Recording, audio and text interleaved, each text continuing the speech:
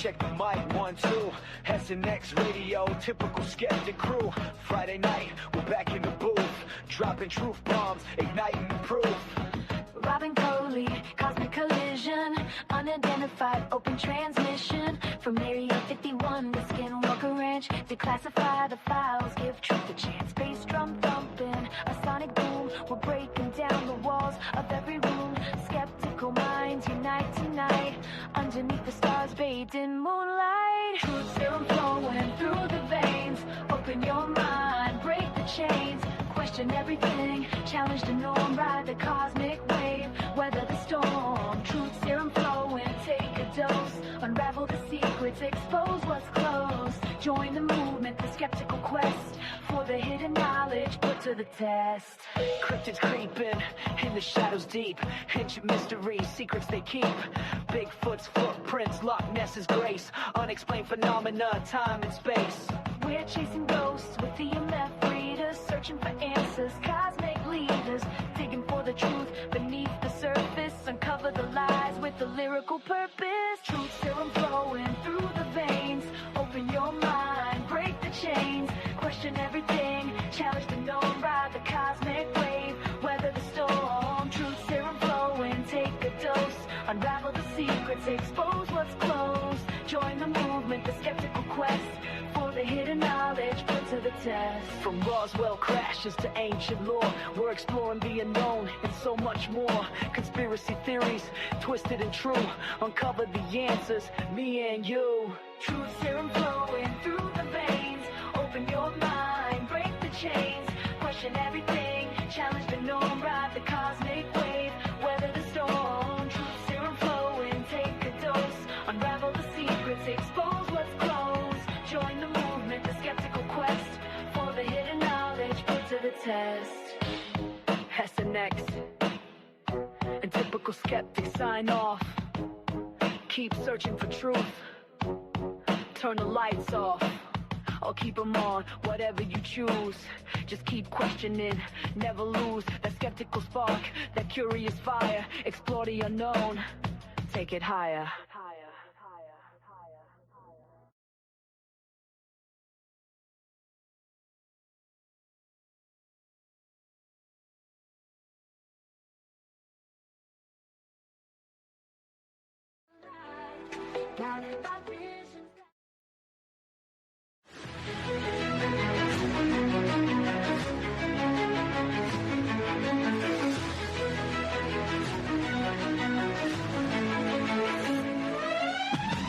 Unraveling the mysteries, secrets in the night.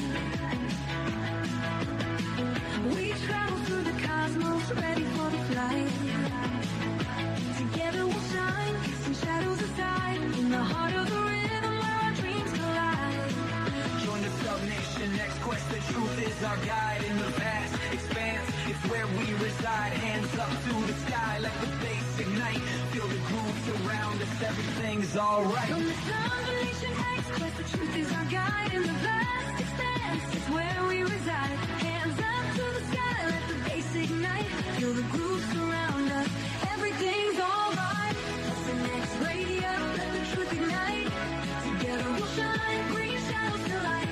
In this cosmic dance, we're connecting the dots. Tune into the frequency, let's explore the spots. Heavy bass drops with tight beats. Illuminate the shadows, the echo of our call. On this roller ring, we never fall. Feel the energy rising, can you sense the spark? As we dive deeper into the cosmic arc.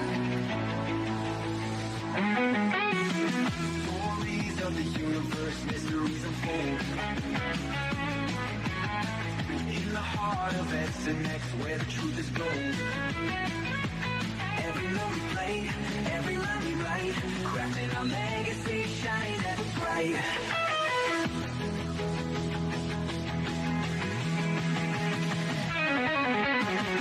SNX radio, let the truth ignite. Together we'll shine, bring our shadows to light.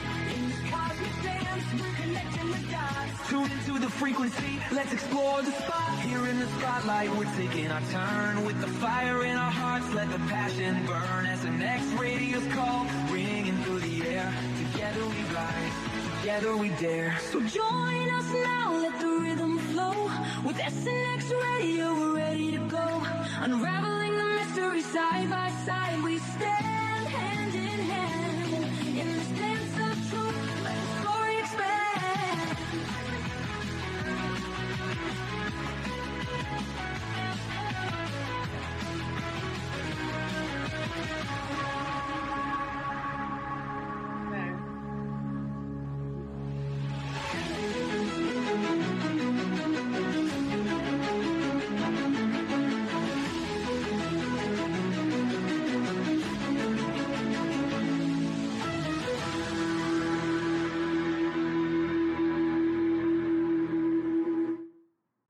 Hello, everybody, and welcome back to another episode of SNX Radio. I'm Coley, and we have Rob from Typical Skeptic Podcast.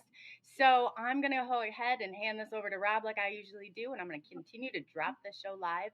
So we have a really awesome guest before I leave here and start doing my thing. She's absolutely brilliant. I was actually in Rob's chat when he was on Rumble, and she was so impressive. I call her the Mind Wizard. So from that point, I'm just going to let Rob take it over from here, and I will definitely have more to say about her, but she's brilliant. Absolutely brilliant. Yeah. This is like one of my really good friends, guys. You know, me and Michelle bonded when our good friend Renetta Jones died, and Michelle kind of took over her work. And if you look at my Rumble channel, you know, Michelle's video, the part one we did, is outperforming some of the big names in the community. So I'm really proud of her. And she's a student of Renetta Jones, but she's also a student of decoding. That's what she's going to be talking about tonight. She does deep decodes on conspiracies and like what the real nature of our reality is. And who I'm talking about is Michelle Whitney, also known as the Earth Grid Rescue Mission. She's a student of the late Renetta Jones and a dedicated researcher of the documentary series The Knowledge of Forever Time by Damon T. Berry. Her work focuses on decoding hidden wisdom, ancient mysteries, and esoteric truths embedded in films, TV. She decodes cities. She decoded the whole city of Pittsburgh, where I live. And while she links them to the larger awakening of humanity. And you can find her on the Earth Grid Rescue Mission on YouTube, which is at Michelle Whitney 5604. And I'm really excited and proud to welcome my good friend Michelle Whitney to the show. Michelle, thanks so much for coming back on. How are you? You guys, I'm like, wow. I'm at a loss for words, and you guys know that. I'm so lucky to have you all. I love you guys so much. You guys lift me up. Like, you know, I've been having a shit week, and I feel like I'm having the best time right now. I feel so honored to be here. Yeah, thank you. I love you too, man. You know, you know, like for you guys that don't know, like Michelle lost her cat, and it's horrible because it was like, you know, our animals can be our best friend. You know, it's like it's like losing a family member. You know, and you know, we got to give her like comfort while she's going through this. Yes. And, it's nice that you want to do the show tonight, Michelle. And you showed up after all this. She showed up. So I'm going to give her like a round of applause. And two, if anybody out there can help with remote viewing or help her find her cat, please drop it in chat. Please reach out to Michelle. And definitely, you know, check in. Like, we do need support when we go through stuff like this. It's horrible. So she's here. She's present. And I give her so much credit for that. Thank you, Michelle. I wouldn't be anywhere else. This is my this is my family. You guys are the best friends I've ever, I couldn't ask for better people. I'm so humble. I'm at a loss for, I'm glad that I'm so pale and glow in the dark. You can't see how bad I'm blushing right now, but I love you guys to death. Like, you're my people. And yeah, unfortunately the cat, I feel like someone has the cat. And so I'm hoping that someone's going to help me find him and they're going to bring him back so I don't have to Mortal Kombat their ass. Like, I feel like I'm going through their door and be like, get over here, right? So we're going to be peaceful about it and the cat's going to come back. Yeah. And if she needs to kick in a door, we'll just turn the other way. Look the other way. You got to do what you got to do to get your cat back, if that's the case. But I don't blame you. You've heard of like the crazy hot matrix, right? Like with women, like the crazier are, the hotter they get. Well, like I'm like that, but with my animals, right? Like, I have so many animals, so you can tell by the amount I have. Like, am I doing okay or am I woohoo? Oh, I love it. I love it. I had miniature goats that I bought at a garage sale. Like, I really loved living in the South. Like, that was like I could listen to country music. there was no F's given here, right? Like, Mm-hmm. Oh yeah. I'm with you on that one. I'm totally with you on I'll that tell one. you what I saw when I was here. Like, I'm 40 years old, and I did not know this until recently that I saw a woman in Walmart that her entire outfit was her sweatpants. She pulled her sweatpants up and had taken the drawstring and put them around her neck. Oh my Lord, God. yeah. That's crazy. The fashion police need to So be called immediately. today For I sure. learned. And that's something you definitely see at Walmart for sure, Like, someone I told me call it they a saw Pleiadian self-esteem at store. Walmart once. Yeah, someone told me they saw like a 7 foot tall Pleiadian at Walmart before. Yes, I heard about. Was Wow. that Renetta? I remember someone talking about that. Yeah, I can't remember who it was, And someone else told me they saw a reptilian in Walmart. I bet you reptilians go to Walmart a lot, That would be their store to shop in for sure, what I've seen. That's pretty accurate. Nothing to see here. They're at Walmart. Yeah, for sure. That would be the place they'd go. It's weird, right? Like, I'm very like the emotional, right? Like type of person, empathic. The seeing through the veil, that's not like some of these people are really impressive, and they're like, oh, I'm seeing this, and this, and I'm like, I'm seeing an apple. I think I'm right or static. But emotionally, I am like strong, right? And some of these people, like, I always thought that like if I was ever gonna see like anything weird, like a reptilian or something, it was gonna be in person, like it happened on a stream on a podcast one day. Someone turned on their camera, and I was looking eye to eye with a Draco, and I was like, I mean, it was long enough for me to blink, blink, blink. I was surprised I didn't scream because we were just like eyes locked, and then it slowly like shape shifted back into. I'm not even gonna say who this person is. But I was not like that should come with a warning, right? Like you should be like kind of like briefed if you're about to like have the veil drop. Like I don't care Right. how much that shit happens, and like you're just not prepared. No way. That's the story of my life right there. But yeah, when you're not prepared, it's like people don't know how you're gonna react. You never know how you're gonna react until you're faced with it. You don't. You definitely I don't even know how I'm gonna react. Sometimes when I say it's a surprise to me just as much as it does for you. Oh yeah. I had one of those moments, Michelle. Like I had one of those moments recently when I was in a hotel. I'm not going to say who I was in the hotel room with, but I was in a hotel room and I woke up in the middle of the night and I looked over at the person's bed I was sharing the room with and I saw the heads of 3 witches. And I was like, I thought you were going to tell about that, Rob. I thought that was between us. Well, I blinked 3 times and I kept seeing them. Then I asked them, yeah, I don't know. I almost said cats out of the bag, but that's so tight. I can't even believe that. Like, I just said it. I just have my eyebrows on. Like, seriously. You said we were friends. No, but I can understand how creepy that is, right? Like, I'll tell you something real quick. I know we're going to do this decode, you guys, and we're going to have to get started because I want to get it done tonight. But I'll tell you something that's like super creepy is. Look, I just had my mind wiped. Holy shit, I can't believe I just forgot this. They totally do this all the time, don't they? They wipe our mind. I can't believe I just forgot what I was going to say. Okay, well, if it comes back to me, I'll let you know. Let's just move on. That's where we are today, guys. I can't believe I just forgot that. So we're going to be getting into the knowledge of forever time again tonight, Michelle? Yes, and I've got that written down, so if I forget it, at least it's in front of me. I can't believe I just forgot what I was going to say. Oh, well, it must not have been that important. It'll come back to you like 3 a.m. It'll wake you up out of your sleep. Should we get into it? Let's get into it. Let's do it. I can't believe I just forgot. That is crazy. Maybe you guys, when this happens to you, just so you know, this is definitely programming or targeting, okay? Like, I used to think it was me.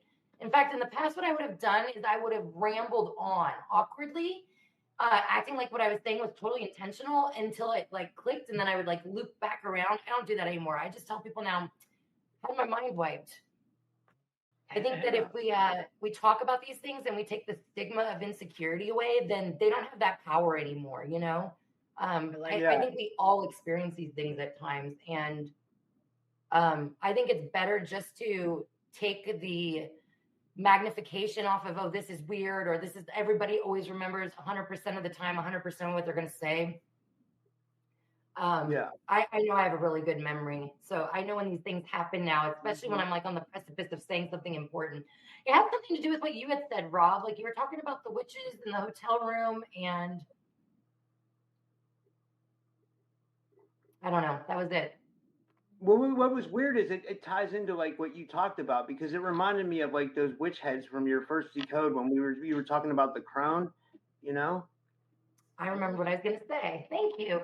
I was talking about this with someone recently, like in the last 24 hours. So have you guys ever had like the creeps in the middle of the night? Like, you know, so I have books on the back of my door, and I have like my miniature, I don't carry a purse. I have a miniature backpack, and I have like, you know, my cardigans, my shit hangs on the back of my door. Okay.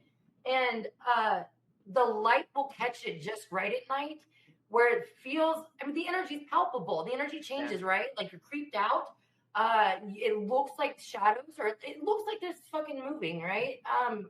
Especially now, like whatever's going on, like with my third eye activation, where I can see. It's my curtains were faces the other night, and I know I did not drop any LSD. Like I was completely of like my faculties were about me, and it was creepy as shit. I have learned that these entities will do this intentionally. They will try to hook their energy onto the things that they know you will notice, so they can get that little like factor out of you, because that loosh, that's what they like. They want that, like, you know, it's like, I think it's just like an addiction, you know, you don't want a little bit, you want it all at once. And I think that's what they do. They want that ultimate like fear factor out of us. And because we are starting to become more comfortable and we are connecting and finding each other more, it's taking their power away, because we're not isolated. We're not feeling some kind of way. We're not feeling embarrassed. We're fucking owning this shit, right? Yeah. Yeah. And the veil's thinning too, you know, the veil's thinning. So I think more people are going to have more experiences like that, you know, whether they're benevolent or malevolent, if there's going to be happening more, you know, especially when we go through times like this, like full moons and stuff like that. And it looks like the moon's starting to creep out a little bit tonight, you know. So I'm guessing. Yeah. So I think it was the night actually of, what night was it that eclipse, or you know, like the dark or the blood moon or whatever the hell it's called? Well, there was the 8/8 Lions Gate, but then the blood moon is like, I think it's like 9. I think it's coming up on the 8th here. The blood moon will be, but It wasn't the Lions Gate. I thought it was something else. Did we not just have one this last week? Because I went out at night and the sky was like pitch black. Oh yeah, there was the black moon that too. was, The black moon too. Yeah, there was that. I think that's the night that Chance went missing. My cat. I'm pretty sure. Yeah. Because that night I went outside and it was creepy. Like, you guys, I live in the country, so there's no light pollution. In fact, I love going outside at night. Like, I love camping. There's nothing better than being out somewhere where you see all the stars. It's Oh yeah, there's so things, I have right? the same thing. Yeah, not a lot of light. We're all that's funny. We're all in isolated areas like that. That's crazy. It is great I though. couldn't see anything. It was so dark, and it wasn't because of you know, there was no cloud cover. It was like somebody took all the stars out of the sky. Like someone flipped the switch. Yeah, I remember that. It was creepy. Yeah. Wow. All right, well, let's see if my computer wants to work. I'm sorry, we had some technical issues starting. My computer decided to turn off and start doing an update the moment that I got backstage. Go figure. And you messaged me, Coley. You're like, "Oh, I'll be there in a minute," and I'm like, "Oh, it's okay. Everything's on fire. We're good." Oh yeah, no, my sound went down, and this hasn't happened in a long time. I was like, I gotta start it back up again. So yeah, we got our shit together though. No. That's funny. I know sign language. It's okay. Rob can read lips. Between the two of us, we'll know what's going on. Love it. All right, give me a second. Let me present my screen. So we're going to do just a brief review for those who are just joining us. And maybe, hold on, I got to present. Shit. Sorry, it's my first time, you guys. Where's the present? The present is right here. At least I'm comfortable. Don't I have to give her? Let's see here. It'll pop up at the bottom of your screen, and then you got to add it. Yeah. Rob, just come over here and show me. Help us, Rob. Oh, I have to share the audio too. That's like really. But why did they make that so small? Like anyone is even going to notice that. Okay, be careful sharing your screen audio. Oh, whoa. I'll make sure you're ready. We were just outside Barstow in the acid. I don't know why it's my loathing loss because it's been Yeah, like, that's in my a good head way to all get. day long. Like medicine, anyway. Okay, give me just a second. Let me get my No, yeah, just screen make sure set you up just let me here. know when we're all clear to go. I'm not gonna. That would be horrible if you had something on there we shouldn't see. But yeah. Okay, can you see? Hmm. What do you see, Coley? You don't see the screen? Yeah, no, I see. You got. I can't see you, so you're gonna have to speak Oh, up. okay. Yeah, no, we can see it. It's a big. You Okay, have it okay, put so up there. It's all good. Yeah, you're good to go. okay, all right. So excuse me, I'm a little froggy. Wait, Michelle, I was gonna say, can you do like a Okay, quick guys, so we're 1 gonna minute? do a very. Oh, sorry, I was gonna say, Huh? can you do like a quick 1 minute recap for Coley's audience, like kind of like a Oh, little bit of what we I went can over do a already? 4-slide recap because that's what I prepared. Rob, I got this. You just sit there and look pretty. I got you. Yes, I'm gonna do a recap. Because last time, this is a non-linear presentation, you guys. Okay. So let me just give you some back history on this. So, there's an 8-part series called "The Knowledge of the Forever Time." Now's not the time to lose my voice. There's an 8-part miniseries called "The Knowledge of the Forever Time" by Damon T. Berry. I found this miniseries like almost 10 years ago, and I have thought about it every single day since I've watched it. And in fact, that is what led me on my journey to become, honestly, a obsessive armchair researcher. I could not consume enough information, and ultimately, like we've all been on that journey. That's how we all got here, right? Like we've been down, like I said before, the Rothschild rabbit hole. We've been down the lizard people. We've been down the soul trap, right? We've been through all of those. Eventually, you start to realize these are, yes, they are small little nuances, but there's something more nefarious, and there's an ultimate rabbit hole behind all of these little, diversions to keep you, pulled off into different directions. You can get lost down one of those rabbit holes for years, and I know I've done it. This has stuck with me, and this is exactly why when I found your channel last year around Christmas time, Rob, and the first video I saw of Renetta Jones was the Galactic Slave Trade Proving the Secret Space Program, and it activated me. And the signature that is in the work of Damon T. Berry, Renetta had that signature, and I never saw anybody else that talked about the spider, that was able to look into these things that we, see around us all the time, and we think we might know what they mean, or we might have, some discernment, or we might have some, educated guess about it, but truly to know it all and to be so submerged, it does take a lot, right? It almost takes like some divine intervention. You are in fact like pulling this information over from the other side, because it is interdimensionally laced with something that's not meant to be seen just by anybody. You really do have to be like digging into that frequency to be able to identify it. So I recommend everybody watch this series. You can watch it for free. The first 7 episodes are on YouTube. You can even find it on my playlist on YouTube. The 8th episode. So Damon T. Berry was actually listed, like blacklisted rather, as like an enemy of the state. Like they considered him a threat to national security because he was releasing this information. This is the ultimate information that you can call them fallen angels, you can call them Dracos, call it the demiurge. I call it club, right? Obviously, there is a divide here between humanity and the elites, whatever you want to call them, right? We're all referring to the same people.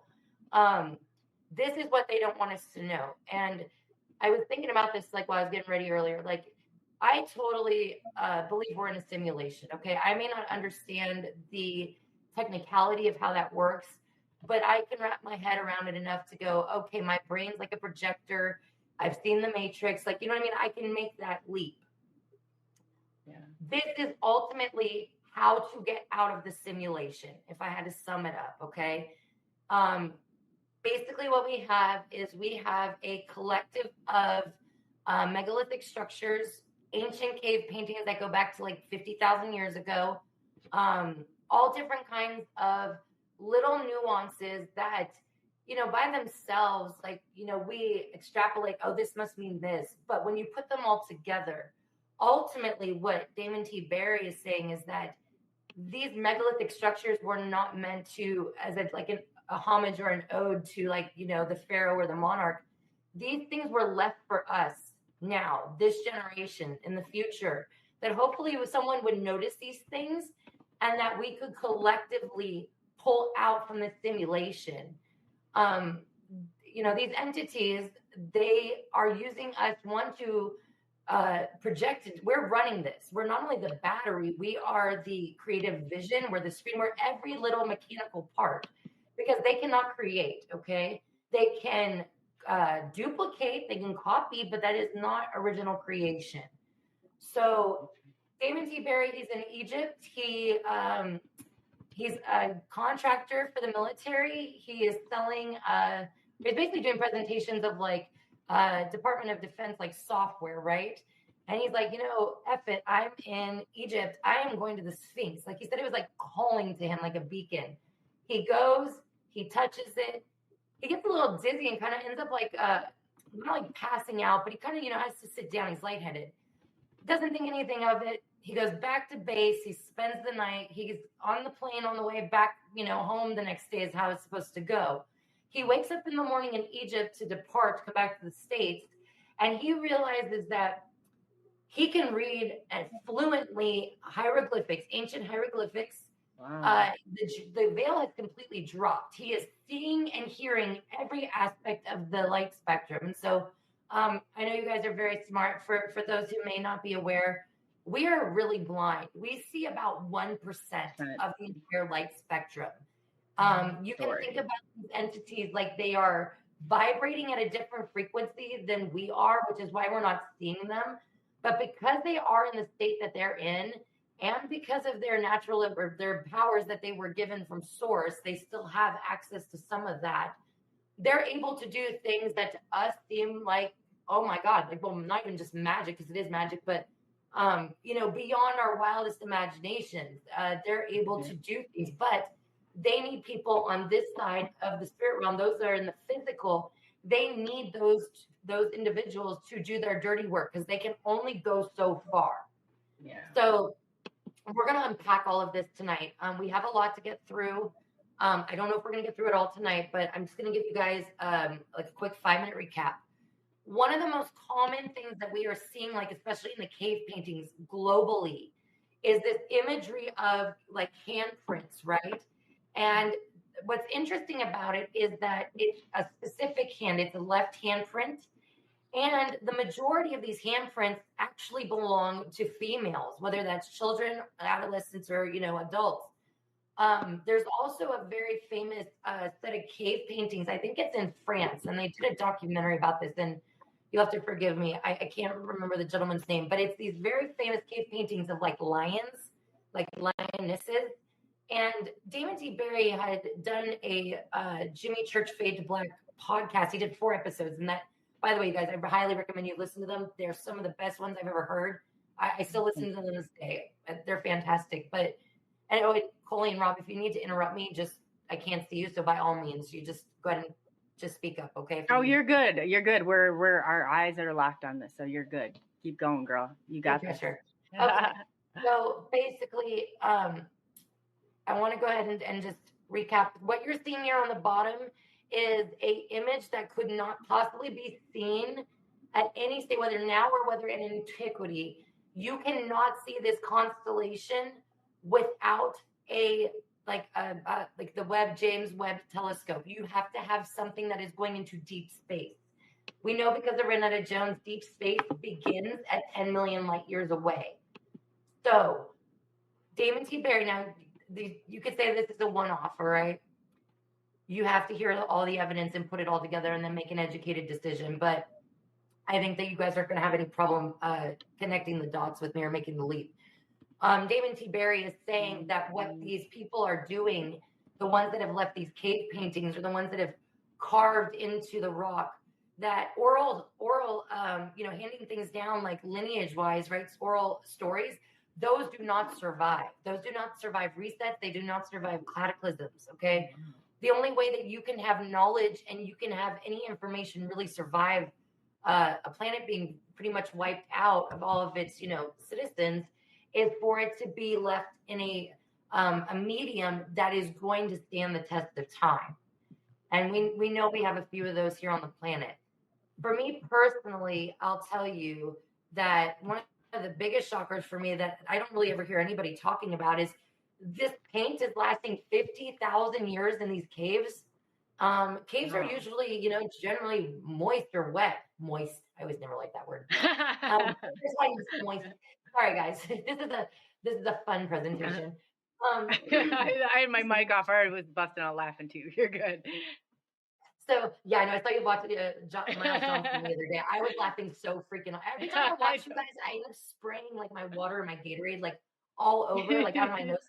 If Jason's in the chat, Jason gets me every freaking time too. Hi, Jason. Hi, Selena. So anyways, what we're looking at here, okay, is we are looking at scanned images of our sun. Now, if you go back 10 years ago, there was not much talk in, especially, the UFO or the conspiracy fact, as I like to call it, community, about the fact that there were craft going in and out of our sun all the time. Now, this has become much more mainstream now. We know about like the ring makers of Saturn. There's been different people over time, right? But ultimately, the sun is very important because the sun is the stargate that allows us to leave the simulation. This is the door in and out. It is also like, I've always thought about this like since I was like 5 years old. I think of the sun as like a shadow of source or God. Like, to me, I think it's totally conscious and I feel like it watches us in a way, right? Oh, yeah. And so like let's even think about that. If you wanted to keep an eye on a planet that was going to eventually hit, the type of technological civilization that they were going to be able to leave the planet, you would want to make sure that you were somewhere that you were not going to be able to be reached unless it was meant to be. We're eventually going to reach the moon, right? We eventually are going to reach Mars. My personal opinion, and I could be wrong, I totally believe in secret space program. I totally believe that there is a very advanced technology that has been suppressed from us. I'm not going to get into all that today, but we all know that there is a very that this club, that they have their hands or their paws in all the cookie jars, so to speak. They're controlling the money. They're controlling the media. They're controlling the epidemics. They're controlling the education. They are psychologically forming the future of our civilization. They're the ones that are forming our children, right? So the sun, if I was wanting to keep an eye on us, I would want to be somewhere that you're not going to get there until the time is right. And it's intentionally done like that because you'll never, unless you have put this information together, ever figure out that is an invitation for you to come. That is the way that you are being beckoned to come out of the simulation. It seems, obvious to me that this vehicle we call death has obviously been hijacked. And they keep us in the dark about that. And I think that's on purpose. They don't want us having intention and being sovereign souls and going back to source and saying, you know what, like deuces, I'm out, right? Very so what true. David Barry is saying is that these symbols they're clandestine because there is a reset that takes place on this planet every 5,000 to 10,000 years. That pretty much almost all of the civilization is wiped out except for a few people survive. And in the last days of these people, while they're going through these cataclysms and the wiping of the, society off the face of the earth, and what does this make us think of? Well, antediluvian makes us think about the flood, right? Or you can think about the Younger Dryas. There are very pivotal moments that we can look back at the last, was it like 11,600 or 12,600 years? Excuse me. We know there's been things that have occurred that have caused instant flash freezing in Antarctica. And we can look at, they can drill into the ice and they can look at the way that the ice has changed and melted and reformed itself.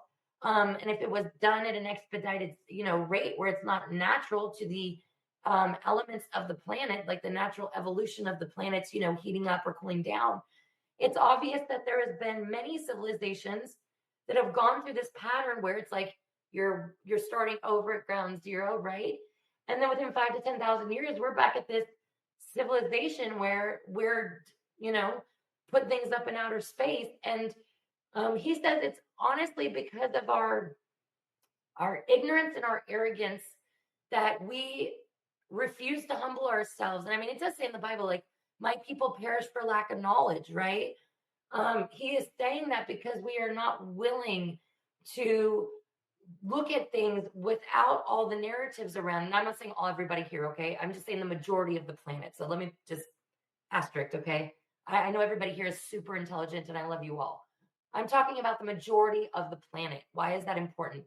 The majority of the planet is ultimately who is going to decide at the end what the outcome is going to be for our society.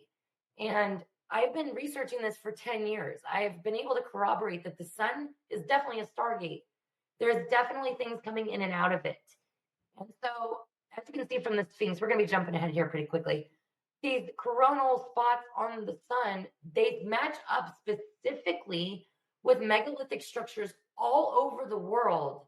And they are done that way intentionally so that you know when you have your invitation to come in. So that's kind of what we started to talk about last time.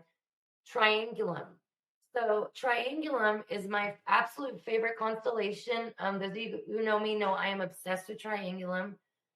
I'm obsessed with Triangulum. Now, this is what I found online about it, okay? Triangulum, it includes the spiral galaxy, the barred spiral galaxies, the elliptical galaxy, and the interacting galaxies.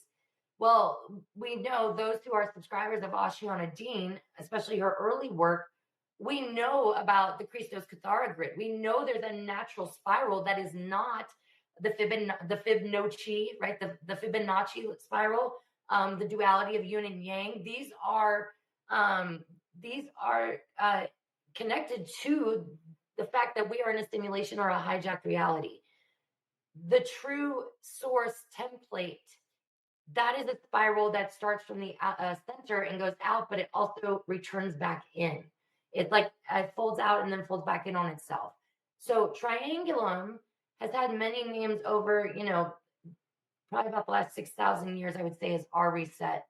But they've had many names. Ultimately, they have been known as the Tree of Life, Elohim, and we also have had like Yahweh.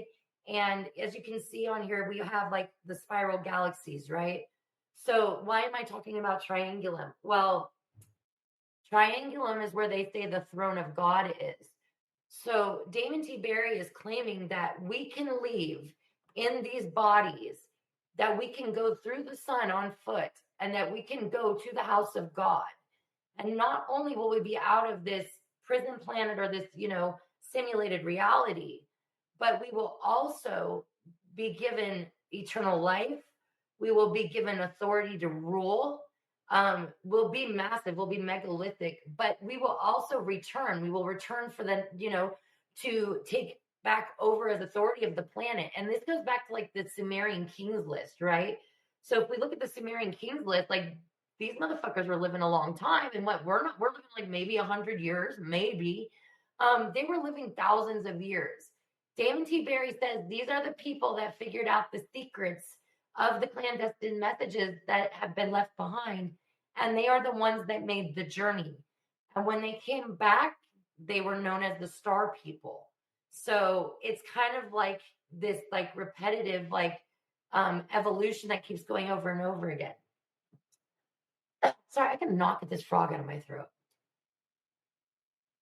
Okay, so what we're looking at here is so first we have the obelisk on the left. Now we know we have obelisks all over the planet, okay?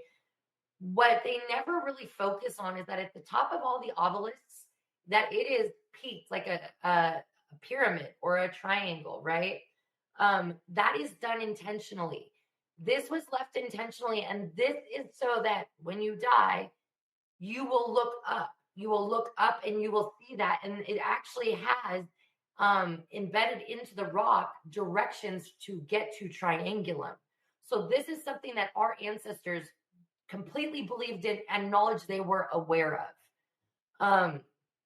This particular structure to the right, this is built for Ethiopian royalty. Now, Ethiopia is a Greek word, and it means like burnt skin or skin burnt from the sun, okay?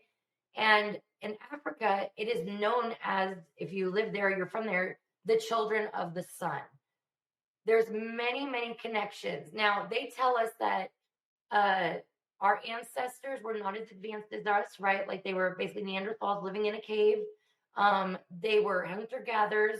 They didn't have the wheel. They didn't have fire. They had this paint that lasted 50,000 years. So I don't know. That one just seems a little odd to me, but whatever.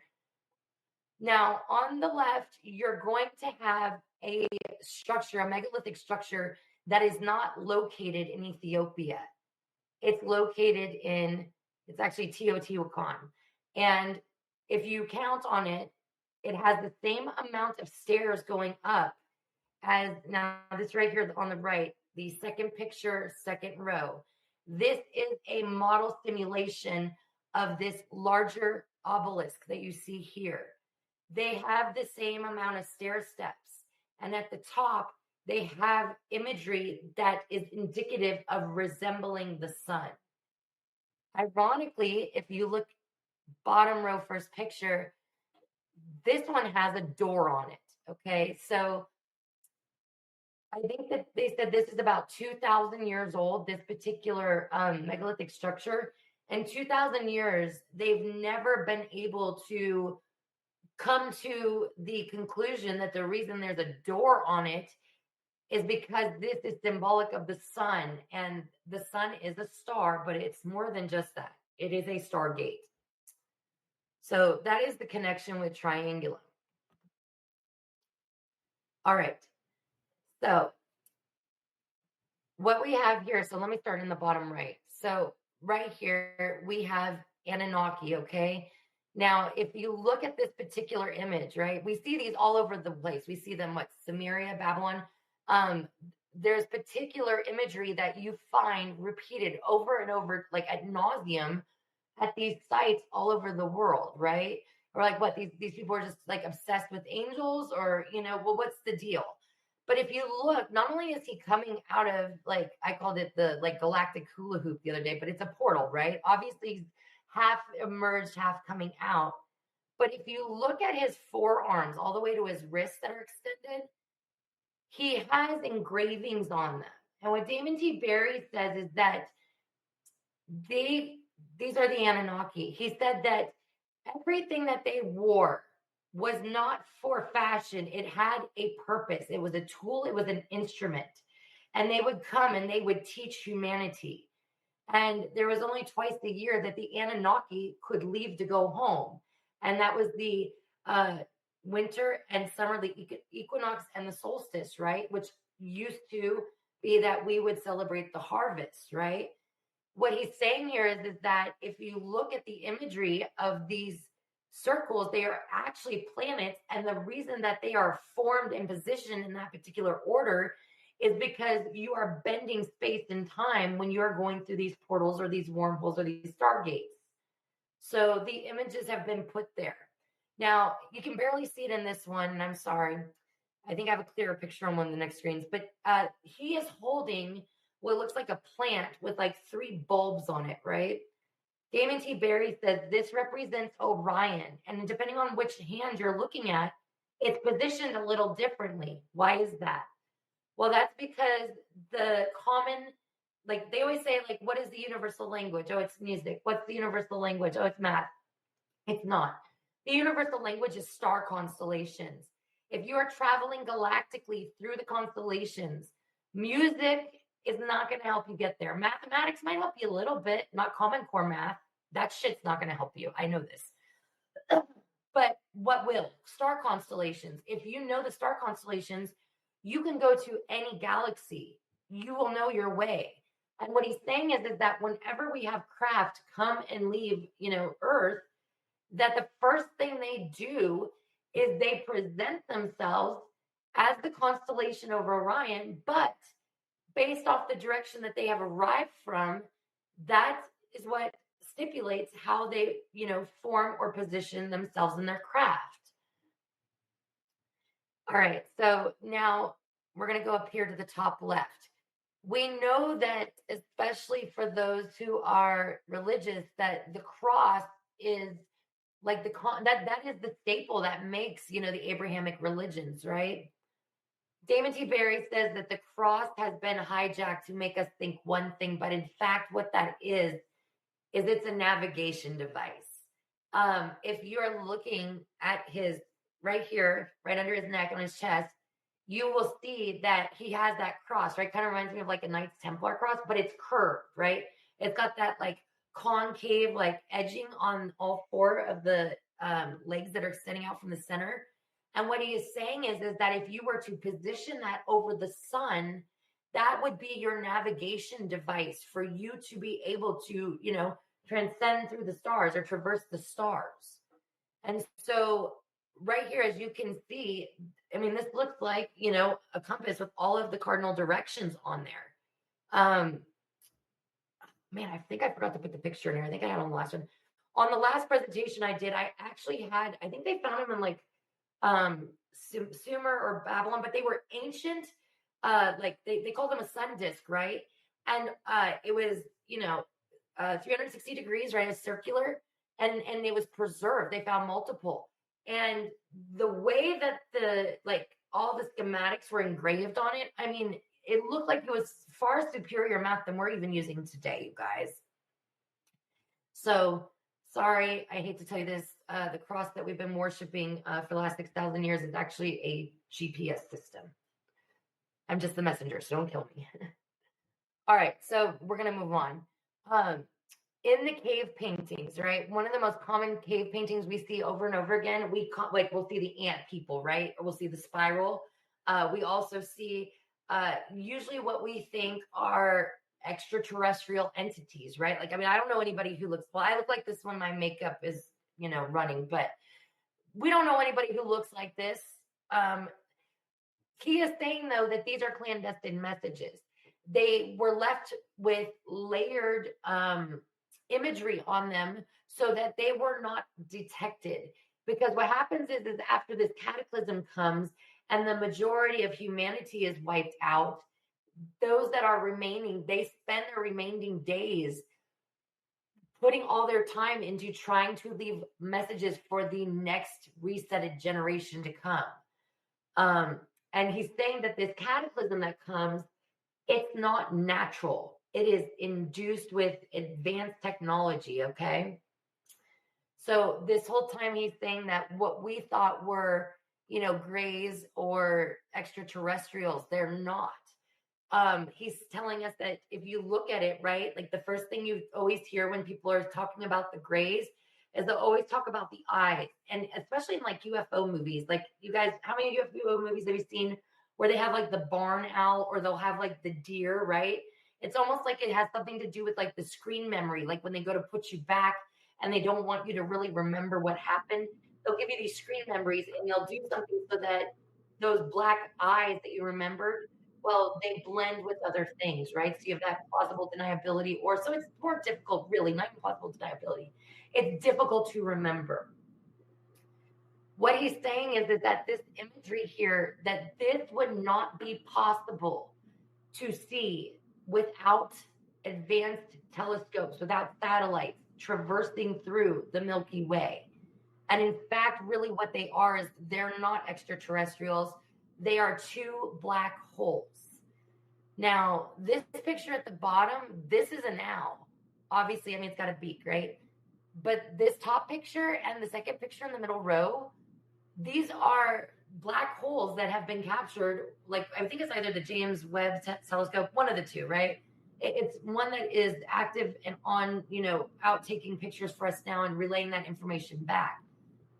He is telling us that whatever is to come is going to be coming from and through these black holes. That's amazing. Oh, thanks. I did it myself. Thanks, Rob. Okay. So one of the other things that he talks about is, and now Renetta, this is great because Renetta used to talk about El Dorado and like King Oban, right? And what she said was it was in the 5th dimension. So you didn't just go there like in your regular body. You had to be prepared to go in an energetic way, right? Or like with your consciousness being projected out. All of these images, okay, that are all over Egypt. You see them all the time, right? Like you see this image, right, of the ball on top of like the head. This is actually representing the earth being the sun being heavy, right? The sun being dense. That the sun, if it were in fact, hollow or cool on the inside and you could walk through it, or if it was like a wormhole, the way that time and space bends, that it would look just like this. And the reason why it is positioned above the heads of all of these individuals is because this was considered the most holy knowledge of all. And that whoever had this knowledge, they would have authority, okay? They'd have authority and dominion. Now, I know that there are a lot of people that have a divided consensus about how they feel about Isis. Isis, I know Renetta, because Renetta personally would interact with her, and so did James Rink. They would go together, right, to Atlantis or to El Dorado. Isis is not evil. She has been, it's just like there's certain archetypes that, and I think that there can be more than one, all right? Like personally, my opinion, I think there's more than one Satan. I think there's more than, Mary Bieber talks about like Jesus 9 and stuff, right? Yeah, As Jesus 9, Jesus 12. Yeah. Yeah. So what we're seeing here is that they had the ability to fly. Anyone that was had feathers, depending on what portion of the body those, like maybe it was just a headdress, right? Well, that meant that their head was in the heavens. But she is sitting down. Like, look at her. She's in the first picture. She is sitting down, and everybody, look at how everybody's positioned, right? Like, this is how you sit on an airplane. And she's like that in all of her images.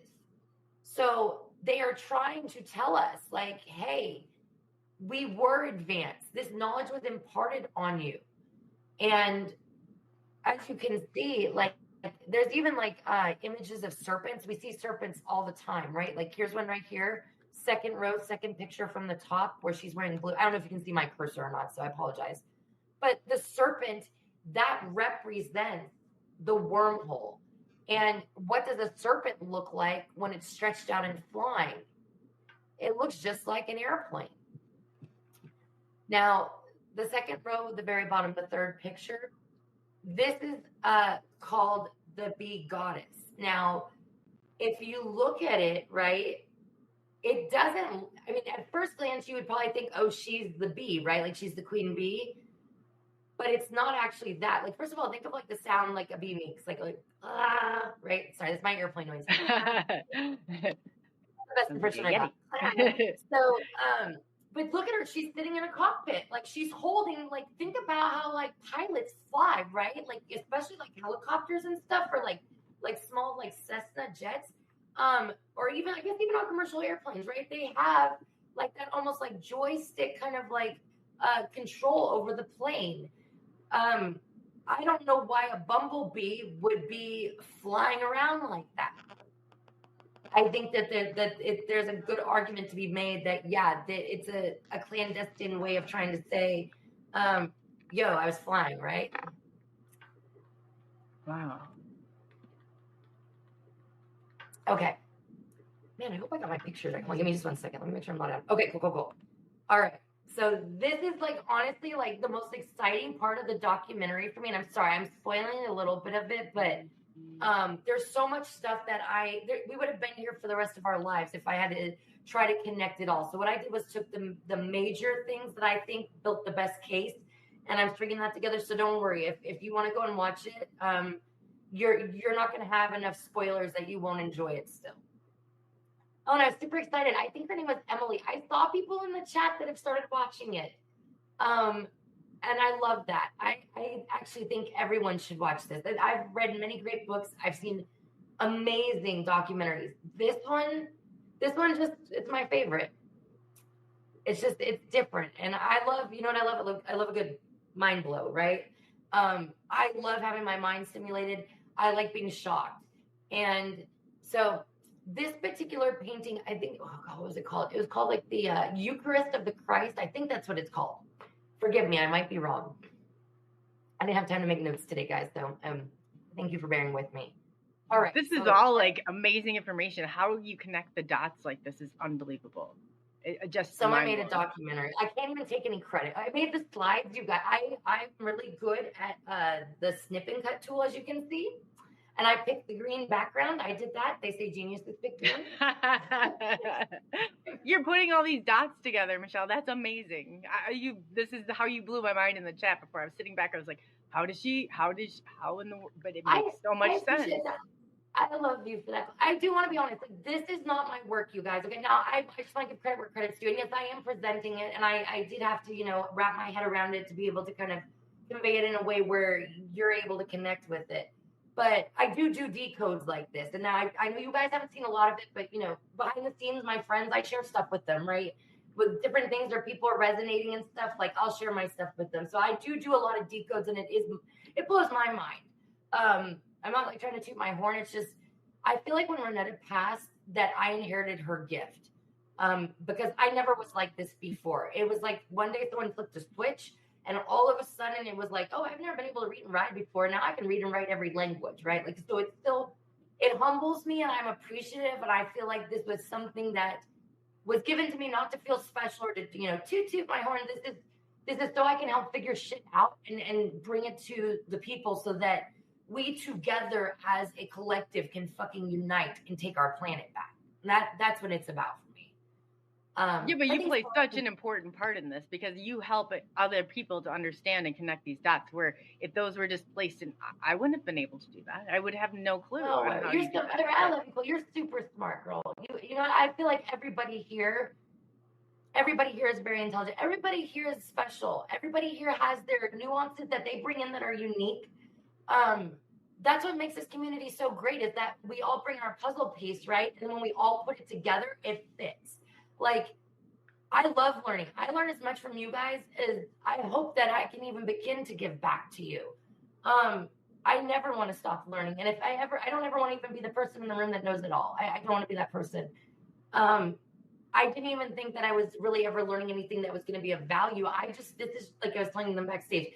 This is a witness of how much of a homebody I've been, and how much of an isolator I was for 8 years. My best friend was Tubi, and all I could do, was just to be able to read. I was usually reading and watching a podcast at the same time. Like, I just couldn't get enough of it. Wow, that's awesome. This is the only place you could come where this information would be about. Yeah, but it trickles. It trickles. Like, every time you put that out there, and then it extends, and then, maybe somebody's not from an outsider's community is going to be like, oh, I get this. But it's going to trickle down. You're planting the seeds. So it does. No, it does. You're absolutely right. And you know what I love more than, I'm one of those sappy people. I believe, love conquers all. Like, the light is going to conquer. I don't even think the dark was ever evil. Like, this whole, a little caveat. This whole, yin and yang, and this, either there's heaven or hell, right? I think that this is the duality that those that have been in rebellion against Source have tried to sell on us, right? Well, I don't think so. I think how it used to be was, you had sun and moon, you had the divine male, you had the divine feminine or female. You have to have that moon, silver, night energy to balance out that day sun energy. That's what it is. It's they call it elemental magic, right? Or through the laws of nature. I think this is the way that the source or the creator intended us to use energy, right? And I think that's why they go so far as to say, oh, you're evil if you're, if you're scrying, oh, you're evil if you're, if it's so evil, then why do we have these natural abilities, okay? Honestly, I in this realm, they have done things to cut off off from our chakras, to limitate us, right? They've done, we know we have a worship gene. We know that they don't know why we're aging. They have found proof in our deoxyribonucleic acid when they look at the DNA. Dr. Lloyd Pye talked about this. They had finally developed, the microscope where you could see there was coding in our DNA. Well, who put that there, Right. So I forget who it is that I think it was like Buzz Aldrin. They're like, when they find out that there's that tower on the backside of the moon, they're gonna be like, who put that there? Oh, I don't even know which one I'm talking about. Okay, so what's going on here? Okay, this painting, you guys, is 500 freaking years old. All right, so they did not have Netflix and chill back then. And if you look at it, okay, first of all, it looks like it's got antennas. And I do want to draw specifically your attention to, okay, so this is supposed to be God the Father, right? And this is supposed to be, the Son, the prodigal son, Jesus the Son. Normally they have halos behind their heads, right? Well, God the Father has a pyramid. And if you look at Jesus, he does not have a halo. He has a cross, right? Okay. So what do these things mean? If you were to look at the aerial, right, the bird's eye view, you're flying over the Giza Plateau. These are my flippers. And you look down, what are you going to see? Well, you're going to see, first of all, that the Pyramid of Giza is not four-sided. It's actually slightly bent, so it's actually got 8 sides on it. And if you look at that perimeter, right, around the edge, you've got that square. All right, well, now I said this in the last presentation, so I apologize. I should have told you this. In order to also be able to transcend through the cosmos, or traverse through the cosmos, there are only 2 symbols that you need to know. One is a square, and the other one is a circle. And what that means is, one means like city, place, land. The other one means like space and stars and sky. So they're telling you that to find or be able to land or get to somewhere that is, another civilization, you have to go there through the cosmos. Damon T. Berry says that every pyramid that was built on this earth was built to represent the sun.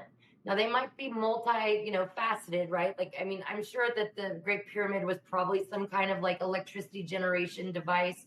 I know that Billy Carson talks about his homegrown Egyptian tour guides, and that they say that the pyramid, when it had the capstone and all of the coverings on it, that if you were sick, you would go up into the Queen's chamber and they could get a x-ray of your etheric body. But ultimately what he is saying is that the number one purpose is that it is there to represent the sun, and that they do that so that we will be drawn to it and hopefully figure out this is a stargate. And that is why they are all over the planet. Now, if you look at the bottom, this is Sputnik. Now, Sputnik, that was the first satellite, right, put up by the Russians. That allowed us to be able to have telecommunication devices, cell phones. None of those towers work without, a satellite. I remember TiVo back in the day, and none of that works without having that connection. So in order to be able to do that, they had to be able to have the technology. Well, why is it then that we're looking at this painting from 500 years ago, and they're holding what look like antennas with their fingers so delicately placed on it, right? It's like they're trying to draw your attention to it on purpose. The other thing too is if you look right here at the tips of these, you have your cross, and over here you have your pyramid. Now, this guy right here, I also want to draw your attention to that. Now, what do they always say, especially in the Abrahamic religions? Oh, this is a dove. This is the sign of the rainbow. They're never going to, God's promise, he's never going to flood the earth again, right? It's the peace symbol. Maybe that's a crock of shit. That's not what was intended by it. This represents a constellation in the stars. And what's going on here is they are saying, okay, if you start here and you leave through the Stargate. Now, they say that even though we feel like we're in a 3-dimensional reality, we're actually in 2D, and it's the way that the brain processes. The eyeballs are just cameras, and the brain is a projector. and that actually we're processing things and things are upside down and we're flipping them upside, right side up. Well, if you take a sphere and you do a 2-dimension of it, it turns into like a black hole. And this right here, this sun actually represents like the light shining out of it. So they're trying to tell us that if you go into the sun, that it is, it's not hot in there, that you can walk through it. And halfway between here and Triangulum, where you can go to God's throne, you're going to have this constellation to guide you in your star map so you know where you are on your journey and where you need to go and how to get there. We just got to call an Uber. Call an Uber, she says. That's great. I mean, I don't know. So I've heard. Anyway, okay. So I want to zoom in a little bit more so you can see this. You have the constellation of the dove right here. Actually, sorry, I think it's like Aquila. Aquila. Anyways, so everything is put for a purpose in this imagery. I mean, you got to think about this. Like, you guys, like, we've had this cataclysmic event. Almost everybody is wiped off the face of the earth. All the technology's gone. Everything's destroyed. It's enough to wipe everything pretty much clean, right? Right. And so how is it then that this is surviving? Well, it seems like there's a few people that end up, survive, the knowledge keepers. Now, Damon T. Berry says when they reset us that if you speak of technology, if you speak of anything to do with the old world, it's punishable by death. Like, so it's not like, you can put, I was at Del Taco and spray paint on a cave. They are going to find it. They are going to scrub it. However, if it is clandestine enough, and this, like I said, some of these cave paintings are 50,000 years old. It's been a lot of like increments of 5,000 to 10,000 years, sometimes 12,000. These resets are occurring over and over again. It doesn't necessarily mean that that particular cycle of humans figured this out. Because every time someone figures it out and they leave, they get to come back and help restart humanity in a peaceful way. We're going to get to who it is that's behind this resetting because there's two factions, okay? And it's very actually interesting because what's going on today with like Ukraine and on the world stage and stuff like that. We've all been hearing about the Anunnaki. We've all heard about Blue Beam. We've all heard there's a harvest coming. Damon T. Barrett says absolutely there is. And we need to get out of Dodge, right? So there are other paintings though. There's a lot of other paintings. So like this one right here, I only did like a portion of it because the most important part is so small and I don't have good vision like I used to.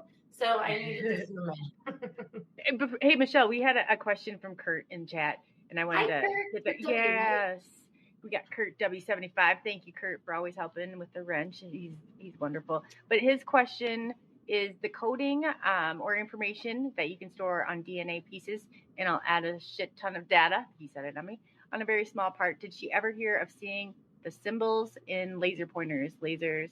But not on DMT. You can't be on DMT when you see them. I love that part. Yeah. I did hear about that. That's fascinating. So I'm not, for those who may not know, they're saying that if you now don't go look into every laser, okay, because some of them you're not going to have a vision afterwards.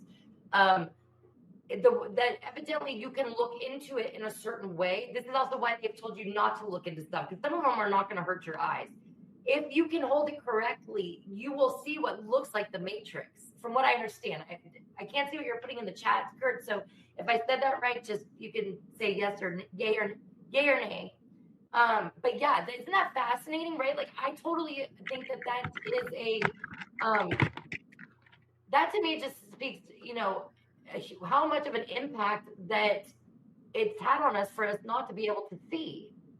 You know what I mean? Like they talk about all the time, like, and no offense, like I'm not making fun of anybody's religion. I wanted to be a nun when I was 18. Okay. So in all fairness, they talk about like how there's like the body of light, the body of fire, and how much like we've changed and stuff. Well, these entities, like I say this all the time, is it really prophecy if you're jumping around in a fucking time machine and you have an invisibility cloak and you're planting evidence and you're staging things and you can see down a timeline and you're going and that's fucking manipulation. It's manipulation. And if you have done this 150,000 times and you know what to do and how it's going to go, I mean, how perfect, it's the perfect storm if you're a nefarious asshole. Kurt says correct. He says correct, Michelle. Thank you, Kurt. That was a fantastic point. That I forgot about that. I thought that was so fascinating. Okay, so what's going on over here? So this whole time that we have thought that this was like a UFO, right? There's a few of them. Like I forget what painting it's called, but you'll know it. It's like a guy inside of a craft, right? It's one of these like older paintings, and he's like inside of like an egg, like flying around, right, in the stars.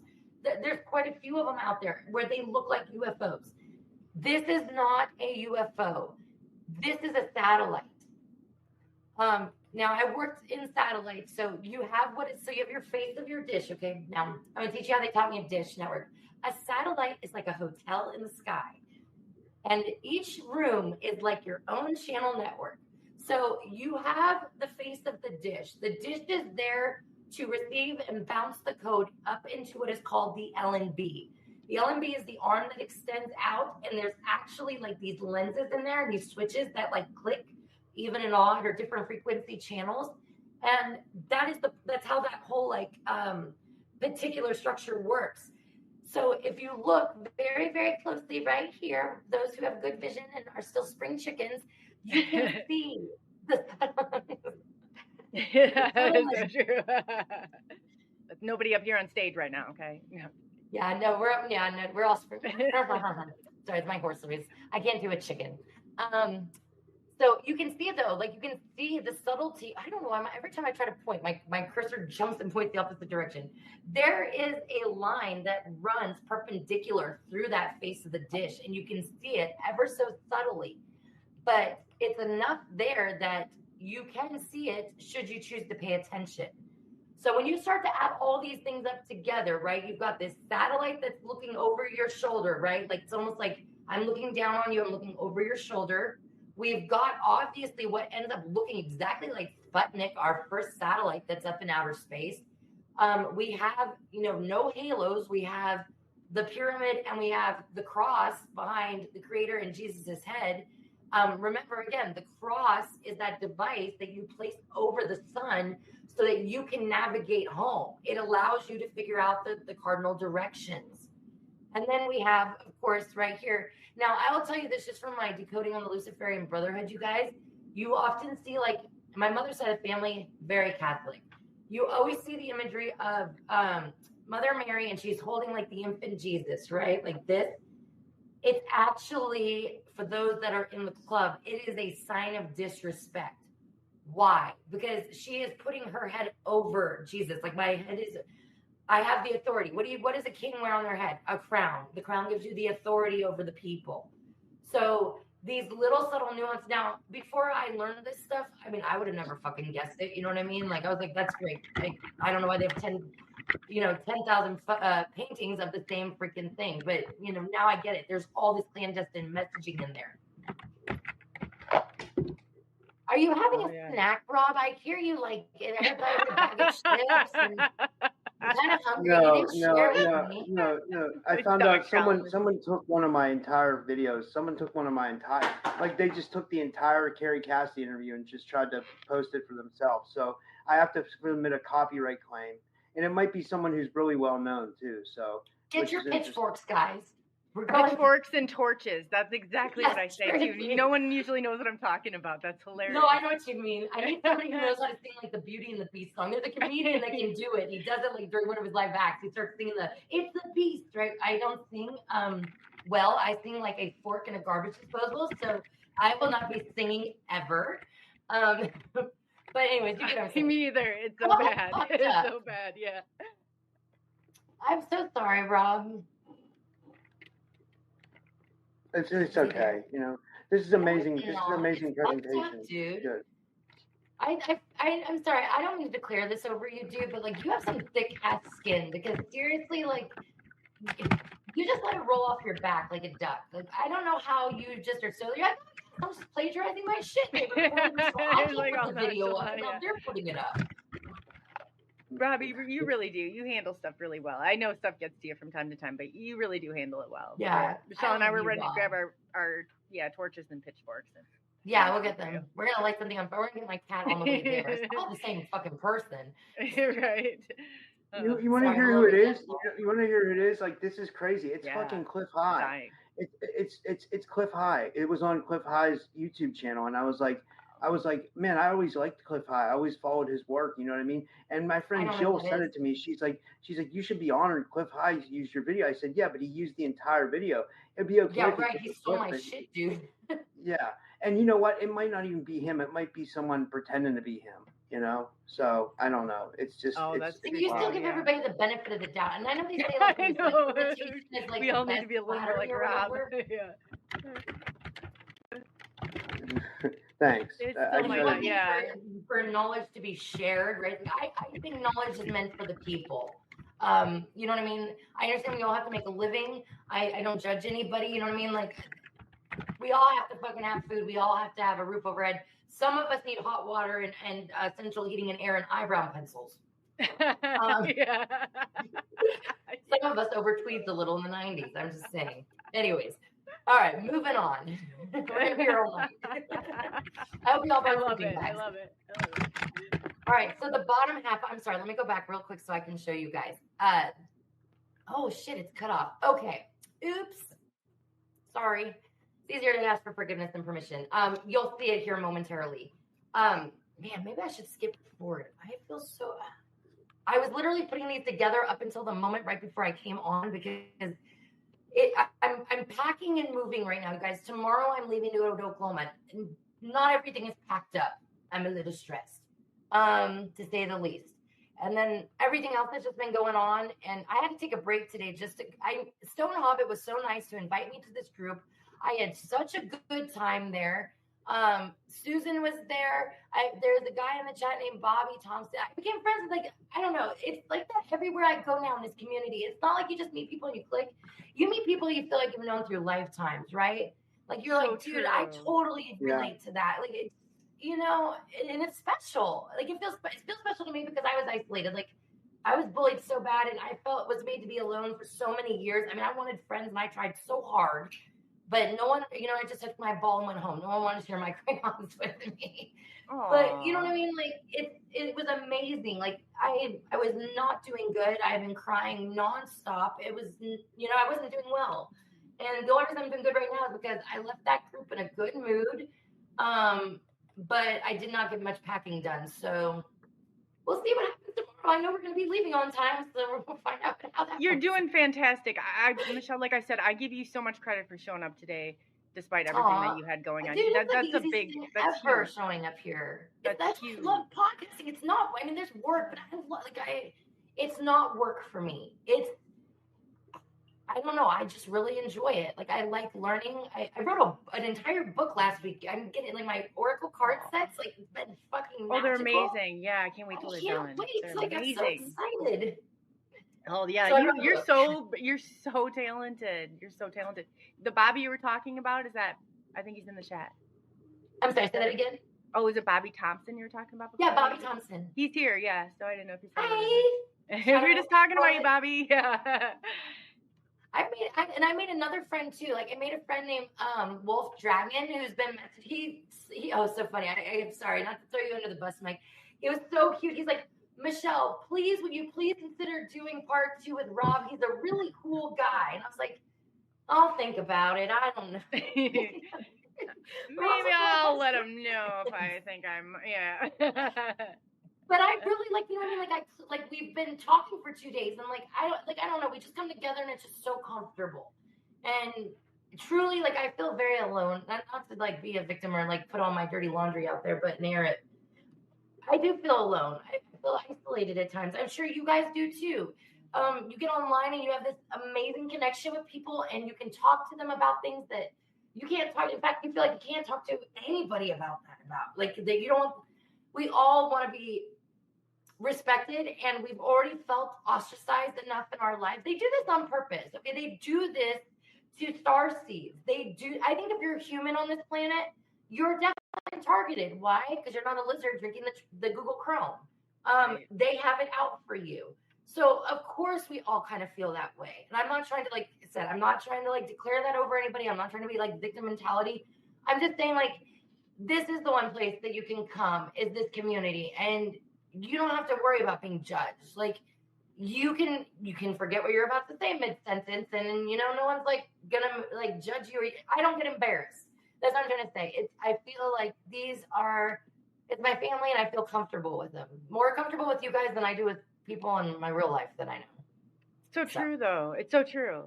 And all that. And what you said before, I didn't really understand until I went to Rob's channel, and I've been listening and learning more from all of you how the targeting works and what exactly that means. Because if you hear that, it's not exactly what you might perceive it to be. So you're not a victim, Michelle. You're a survivor, and you're surviving every single day, and you're bringing this information to the world.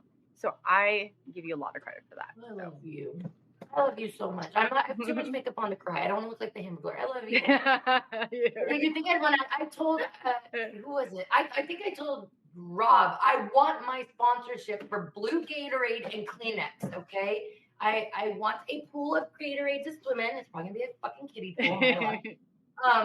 And I want Kleenex because I cry every time the wind changes direction. So who is a better sponsor than me? You know what though? You carry the emotions of the world as an empath like that, and you're so in tune. You carry I don't know if I could. I think I'd have a nervous breakdown if I had that kind of absorbance. Oh, I am. Don't worry. It's like a 10-car pileup.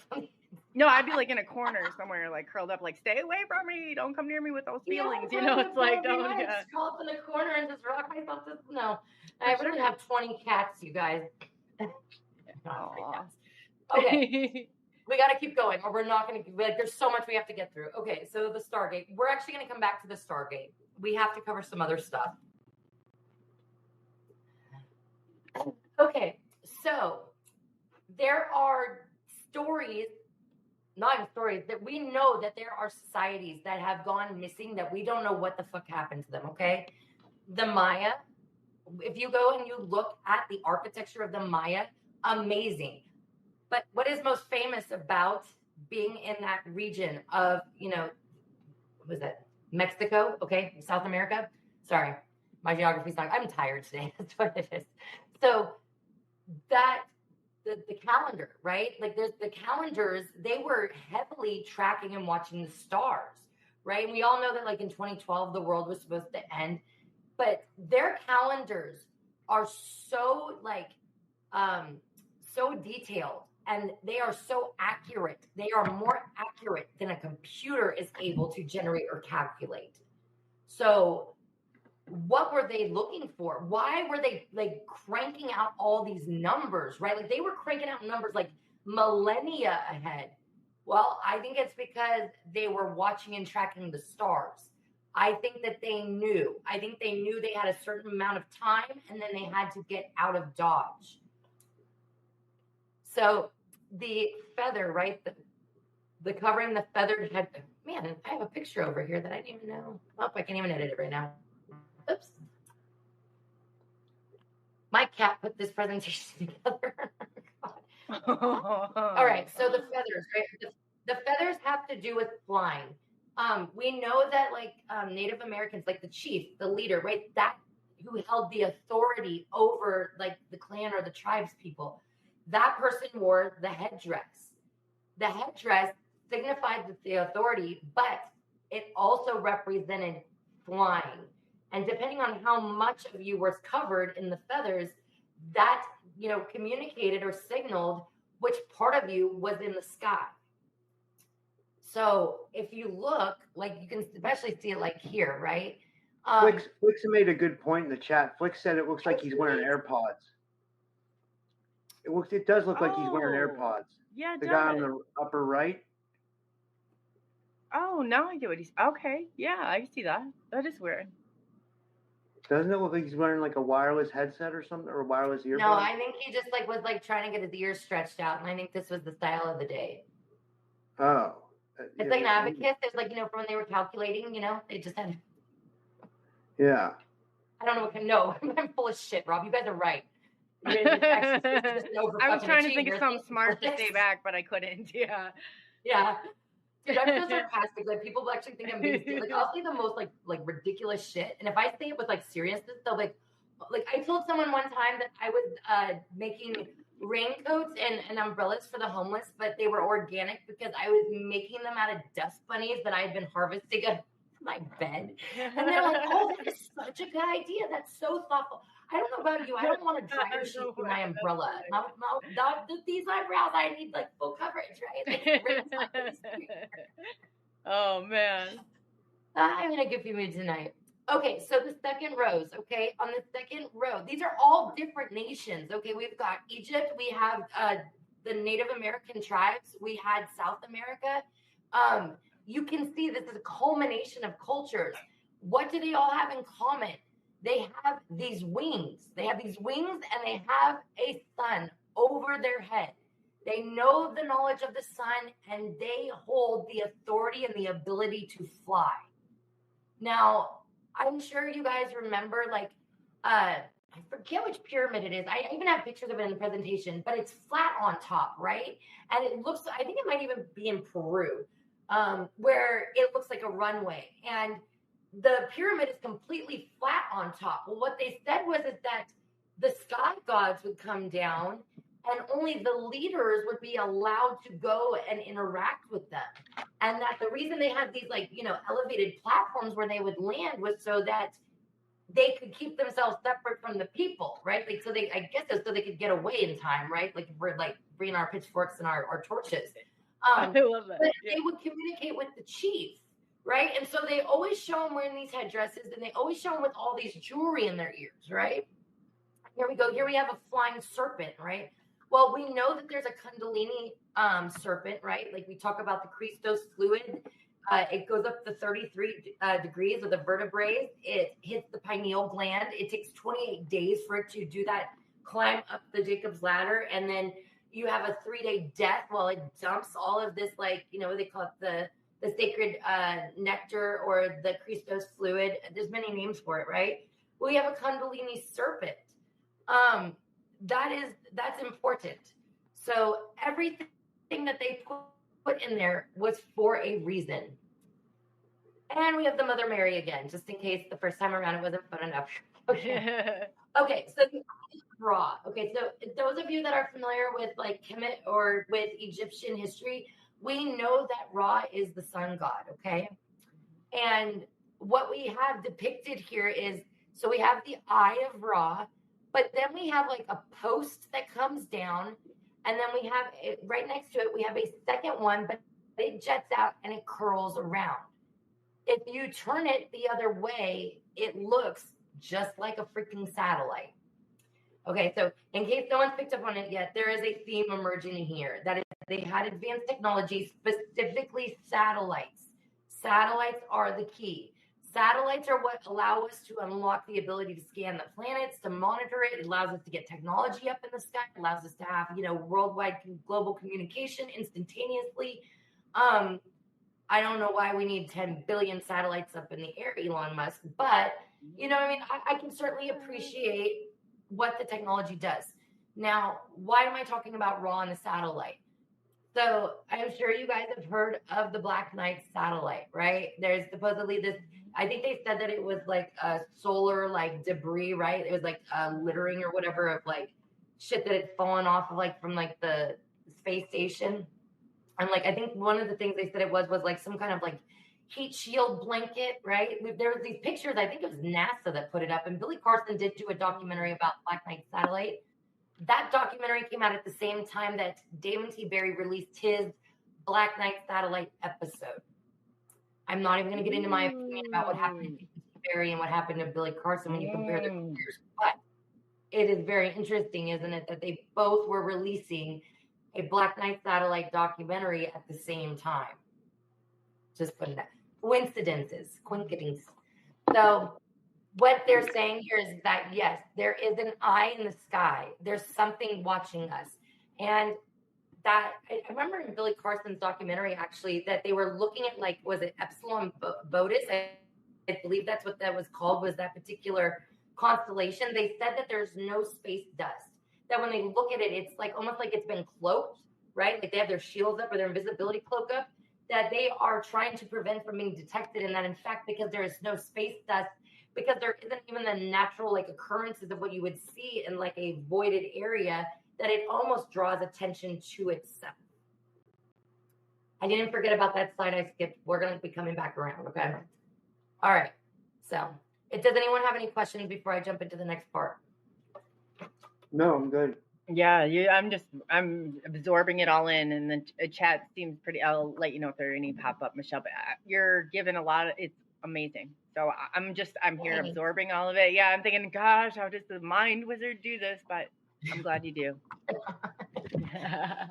I love you. You guys, I definitely want you guys to consider watching it. Like I said, even though it seems like I'm giving you guys all the spoilers. Like the guy worked at Disney, and even though I have opinions about Disney, I'm not gonna lie, they do make some good stuff. Now he no longer was with Disney. He had once he had moved on into other like he went from Disney to doing software presentations for the Department of Defense as a contractor, and he was going. He was jet setting all over the globe. He used his skills. He used his knowledge and information to put together a fantastic, it's a really good piece of work. Kurt has one really quick. This is fascinating. He said, didn't Horus get his eye ripped out from when he was set fought, and it's meant of a mockery, that symbol, the one with that? I didn't know that. I did not. I know that Odin, he has one. That's so crazy you say that. Oh my gosh. I keep running into this imagery of we all know what this one is, right? You guys this one, right? Or whatever else it is you do for, the Illuminati photo shoot. Oh yeah. I never knew what that meant, exactly why they were doing that. But well, I think it has some, it has to do with my research, but so Arkim Ra talks about the red eyeball, right? I definitely think that is connected to some kind of cyborg thing, but there clearly is this obsession, especially in Silicon Valley or the Peter Thiels of the world, where they keep naming all their companies after the Lord of the Rings. Literally Peter Thiel has 5 companies. They're some kind of homage or tip of the hat to Lord of the Rings. One of his companies is literally called Myth Real. The myth is real, Myth Real. And I want to tell you guys, for those of you who may not know, you need to look at words how they sound phonetically. Do not always get caught up on how they spell words. Sometimes it is important. Also, read the words backwards, right? Like the word Android. If you guys type Android out backwards, it's was it die or DNA? Now I know there's no E in there, right? It's spelled incorrectly, but if you were saying that out loud to somebody, they wouldn't know there wasn't an E on the end of your die, right? Right, right. Die or DNA. Well, what the hell does that mean? Does that mean I'm picking my source code, my source of life, my connection to the creator or God? Or I'm picking the actual, the depth of my consciousness, because I'm going to be so connected into these external hard drives with the consciousness that's downloaded on them, or I'm going to be so metatronic that I can't find my way back. I've severed all the cords. I think they tell us stuff all the time in these words. Oh, for sure. So, all right. So one of the other things, we've talked about the hand of God. We've talked about the spiral. We're going to talk about the doorways, okay? So one of the things that we also see all over the world are these doorways that have been abandoned, right? They're in the rock. I know they have them in, I think it's Peru. There was a guy named Jerry Willis who was on Kevin Smith, and I don't mean Kevin Smith Dogma and Mallrats and Chasing Amy. Kevin Smith was the Art Bell before Art Bell, and he's deceased now. And one of the best podcasts I ever listened to of Kevin Smith was a guy named Jerry Wills. Now, have you interviewed him, Rob? We'll have to ask him. I just noticed. Oh, you can't see Michelle, can you? No, I can't see the screen. I can't see shit. You're talking to myself, for all I fucking know. I looked and I was I don't see Rob. Yeah, no. Yeah. That's okay, Rob. I get it. Did he have a bathroom? Usually he at least asks for permission. I didn't give him a bathroom pass. Yeah, Okay. yo, that's so funny. So the doors, okay, the doors are important. Right here, if you look at this, I don't know, I think it's called a stela. Anyways, if you look, you will see. Okay, first of all, it's like this guy's got his hand down, right? Like, what do you do when you go? Like, think about like a fancy restaurant or like somewhere where you have someone that pushes the button to your elevator for you to go up. I don't live in that place, but I push my own buttons. But it looks like he's almost like welcoming you, right? Like think about like when you have somebody who like is like asking you to enter in or like the door is open for you, right? You tend to like go like that with your hand. And that seems to be the natural gestures of like these guys on the right and the left. You've got them positioned just like so. It's a comfortable stance. It's a natural like body motion to when you open a door or welcome someone. Like how do you do that? Well, you're doing the air traffic control. You're inviting them in, right? Like, so the doors are important. But, and look around the perimeter of the door, okay? Everybody is standing ground level. This guy is up on stairs. He's getting smaller. They are obviously large. They're large as the door is. And what do we have going around the perimeter of the door? It looks like, some kind of energetic wave. I think they're, using their Willy Wonka doorway and they're sending this guy on over like a chocolate bar. There you go. See, there used to be a bank and there was a lady that just like, I was like, man, she has to sit in here all day long and just push the button. But yeah. Oh my gosh. You're talking about like the tube with the chute? Like when you used to go to the drive-through bank and, you put it in the jar and they would go up the chute or whatever over to the bank teller? No, there was actually a bank that the elevator, when you said that, I was like, I've actually seen this where people are in the elevators. You go to get on and she's like, what floor would you like? And then she pushed the button. I thought all day they make this lady sit on the elevator. Yeah. Yeah, they do that at, oh my God, what's it called? Yeah. Oh, it's this really famous hotel in New York. It doesn't matter. Oh, I think like always at it begins with a C. All those famous people stay there all the time. It's one of those. You really need somebody to push the button. They embroider your initials on your pillowcases when you come to stay there as a guest. So crazy. Yeah, so crazy.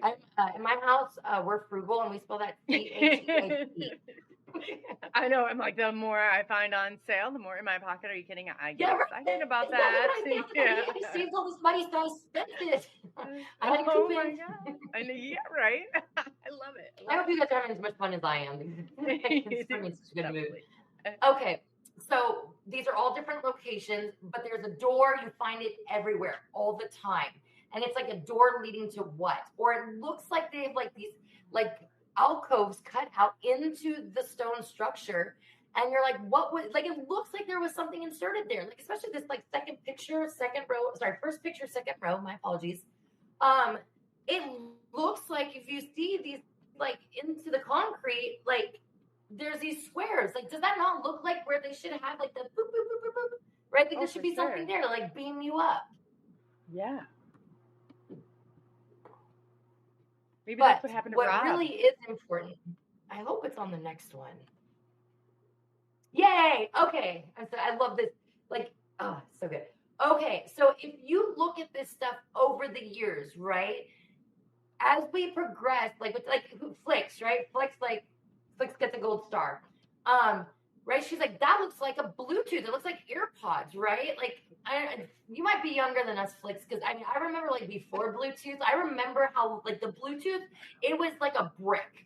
Okay, yeah. I think that's why they called it a tooth, because you had like a whole extra fan. Like, that's probably right too. But like, like if you don't have any context, right? Like, could you imagine like being in medieval times and like, oh shit, what's going on? What the hell is going on? Did you see that? I did see that. I was wondering. I did it like one other time before. Yeah, I saw that. I did. Oh, it did it before? That's one other time weird. It was really weird how it like glitched out. It was almost like it's something you see on a TV show. So yeah, something. Yeah, I don't. Cool, though. You're hitting truth, girl. You're hitting truth. Keep it going. Yeah, yeah. Sometimes a little too hard. Yeah, right. Take it easy on her this time, though. Yeah, let the consequences be just a little bit, less than they normally are. For sure. I actually, that's why I'm moving around so much. My rotator cuff is screwed up. I got thrown across my kitchen. And when I say I was thrown, I was fucking flying, you guys. Like, I know I look light and airy, but I flew blew my entire kitchen. I cleared the kitchen. One night, like, it doesn't even make freaking sense. I was standing, we have like a water dispenser, so I was getting my water. And then all of a sudden, I was fucking flying. And I was like, I always wanted to fly. But I always thought that, you know, if I was flying, that I wasn't going to land like that. Right? Dude, I landed like super, oh my God. Like, my hips are, like, my left hip and my right, like, rotator cuff. When I can't even lay down at night, like, because I would sleep, like, in a ball on my side all curled up.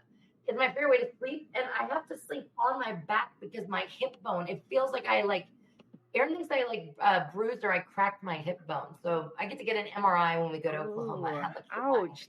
Oh my gosh. That's horrible. I need that insurance. No, but yeah, so anyways, I flew one night. And here's the crazy part. I was screaming so loud because I came down so hard I busted my blood vessels in my the bone of my knee is so bony, and the way I hit my tile, I busted my blood vessels in my knee. And Aaron said I was screaming he didn't even recognize my scream. It was so he said it was I was I bet for sure. Something like that comes out of the blue too. Ooh, no way. This happened 2 weeks before Renetta died. It wasn't just me. Rob was being he was being terribly attacked. It was Rob, and that's the thing. You guys know that have been seeing me for months. I used to do Rob put together a ladies group for Amy Loisel and Black Unigriff, and so Candace and I, right? And I was the last one to be invited to join this group. You can go back and look. I was I don't think I'm targeted, you guys. I wasn't trying to be no. I was just trying to say I don't feel like I had it as bad as the people in the group, and I was not even going to begin to even try to act like I had anything to complain about, especially with what Candace went through with being I think she got forced back into her body one time by entities. She was being tricked by entities. There was serious shit going on. Since then, things have changed for me. So I try really hard not to talk about it. I think it's good to raise awareness, but I try to say it in a way where it's instead of saying I'm broke, I'll be I am coming into money eventually, right? You're supposed to word it in a way where it's right, you're not positive, and you're trying to, yeah, definitely. Michelle, what about that night we saw Vanna? Vanna was in the group too, and Vanna came on the podcast, and she went into a trance, and there were entities. No, she had a demon talking out of her fucking throat. It wasn't even a trance. It was oh my God. She was sleeping live on the live stream. Whoa. You couldn't see her. She had her camera off. She wasn't snoring. All you could hear was these voices talking. Michelle, when she was sleeping, okay, so you could hear her breathing. Women, we don't snore. But no, you could hear her sleeping, right? You could hear her sleeping, and the breathing never stopped. And whatever was talking out of her, it sounded like we were in the fucking Exorcist, dude. That was oh my God. It's really bad. It was really bad. Whoa. Yeah, I love Vanna. Vanna's good people. Vanna has had her inner monologue taken away from her. She has had her quantum field disabled so badly that they are fracturing her soul or fracture. I don't even know if it's a fractal or a fracture. They've broken her soul in a sense that they are taking shards and they are taking them and putting them in other dimensions. So Jay Skyrunner and I, one of the first shows we did together, that was the first time I ever did any kind of energy work. And it was actually amazing, right? I just was I'm going to just try, and it worked. But he opened a portal and he reached through and he pulled her soul shards back.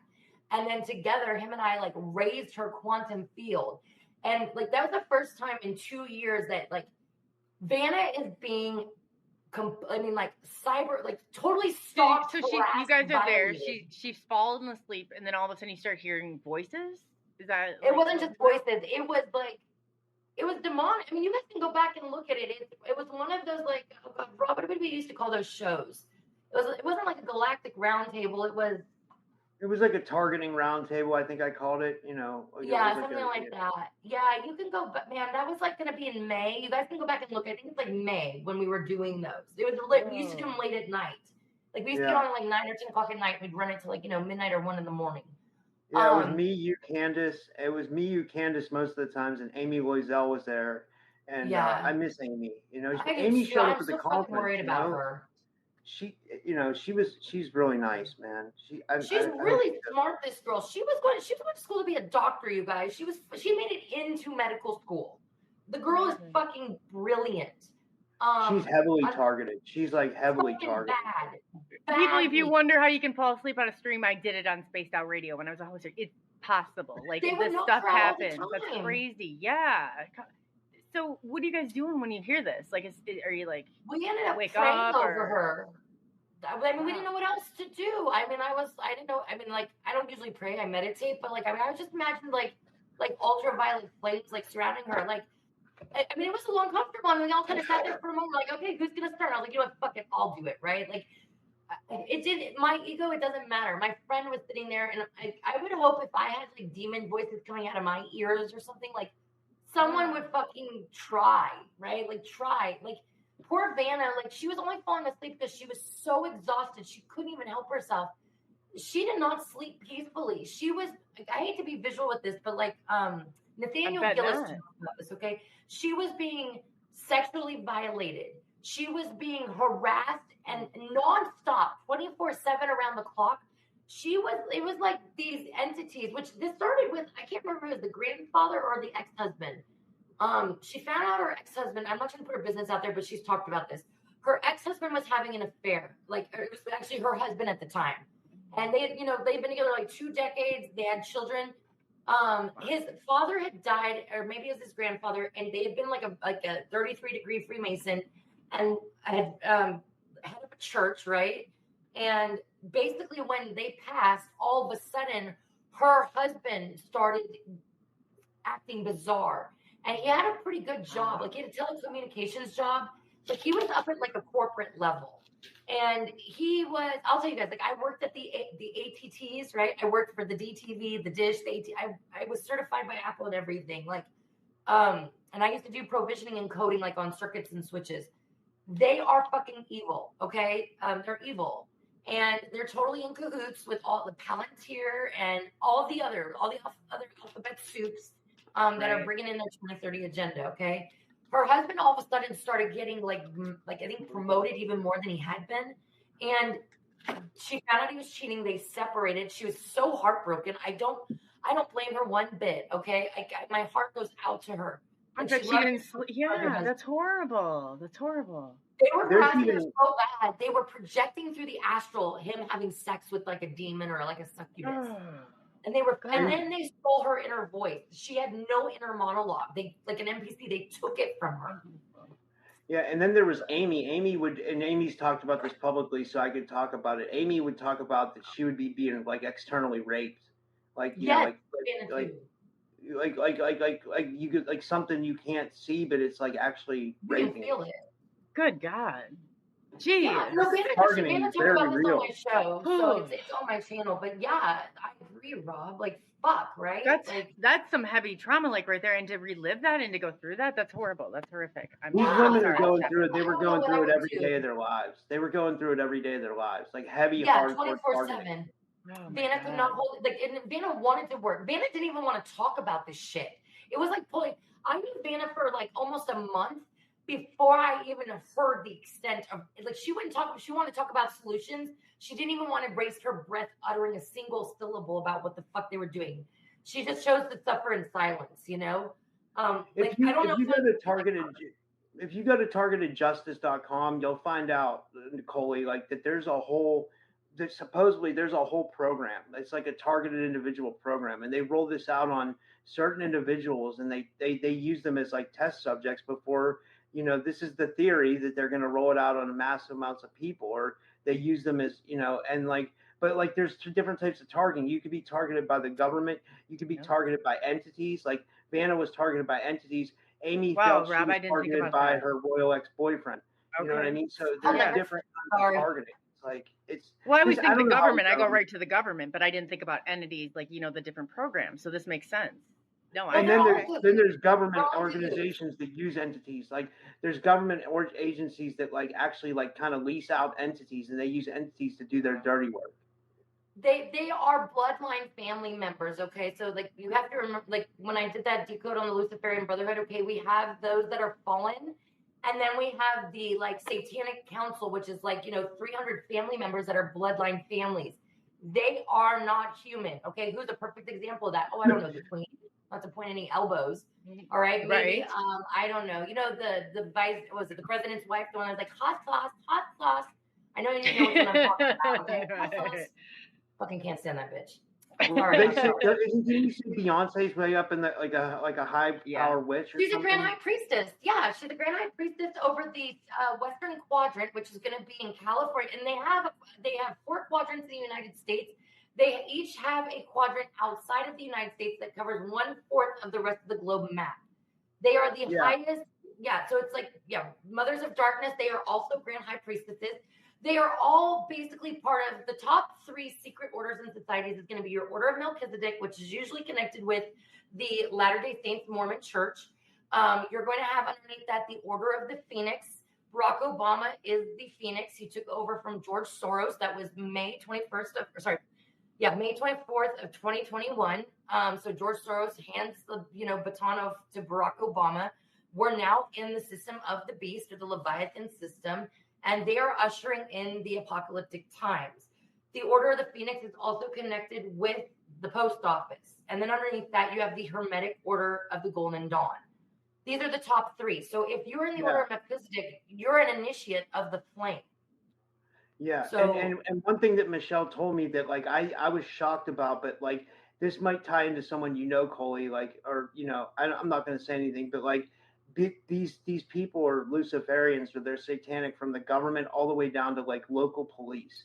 I'll say that again. 99% of our Congress is Knights Templars, you guys. They are loyal to a foreign government, a foreign military, and it was the governor of Hawaii, a foreign government, a foreign military with its own revenue system, its own navy, free of all checks and balances. That is exactly what this is.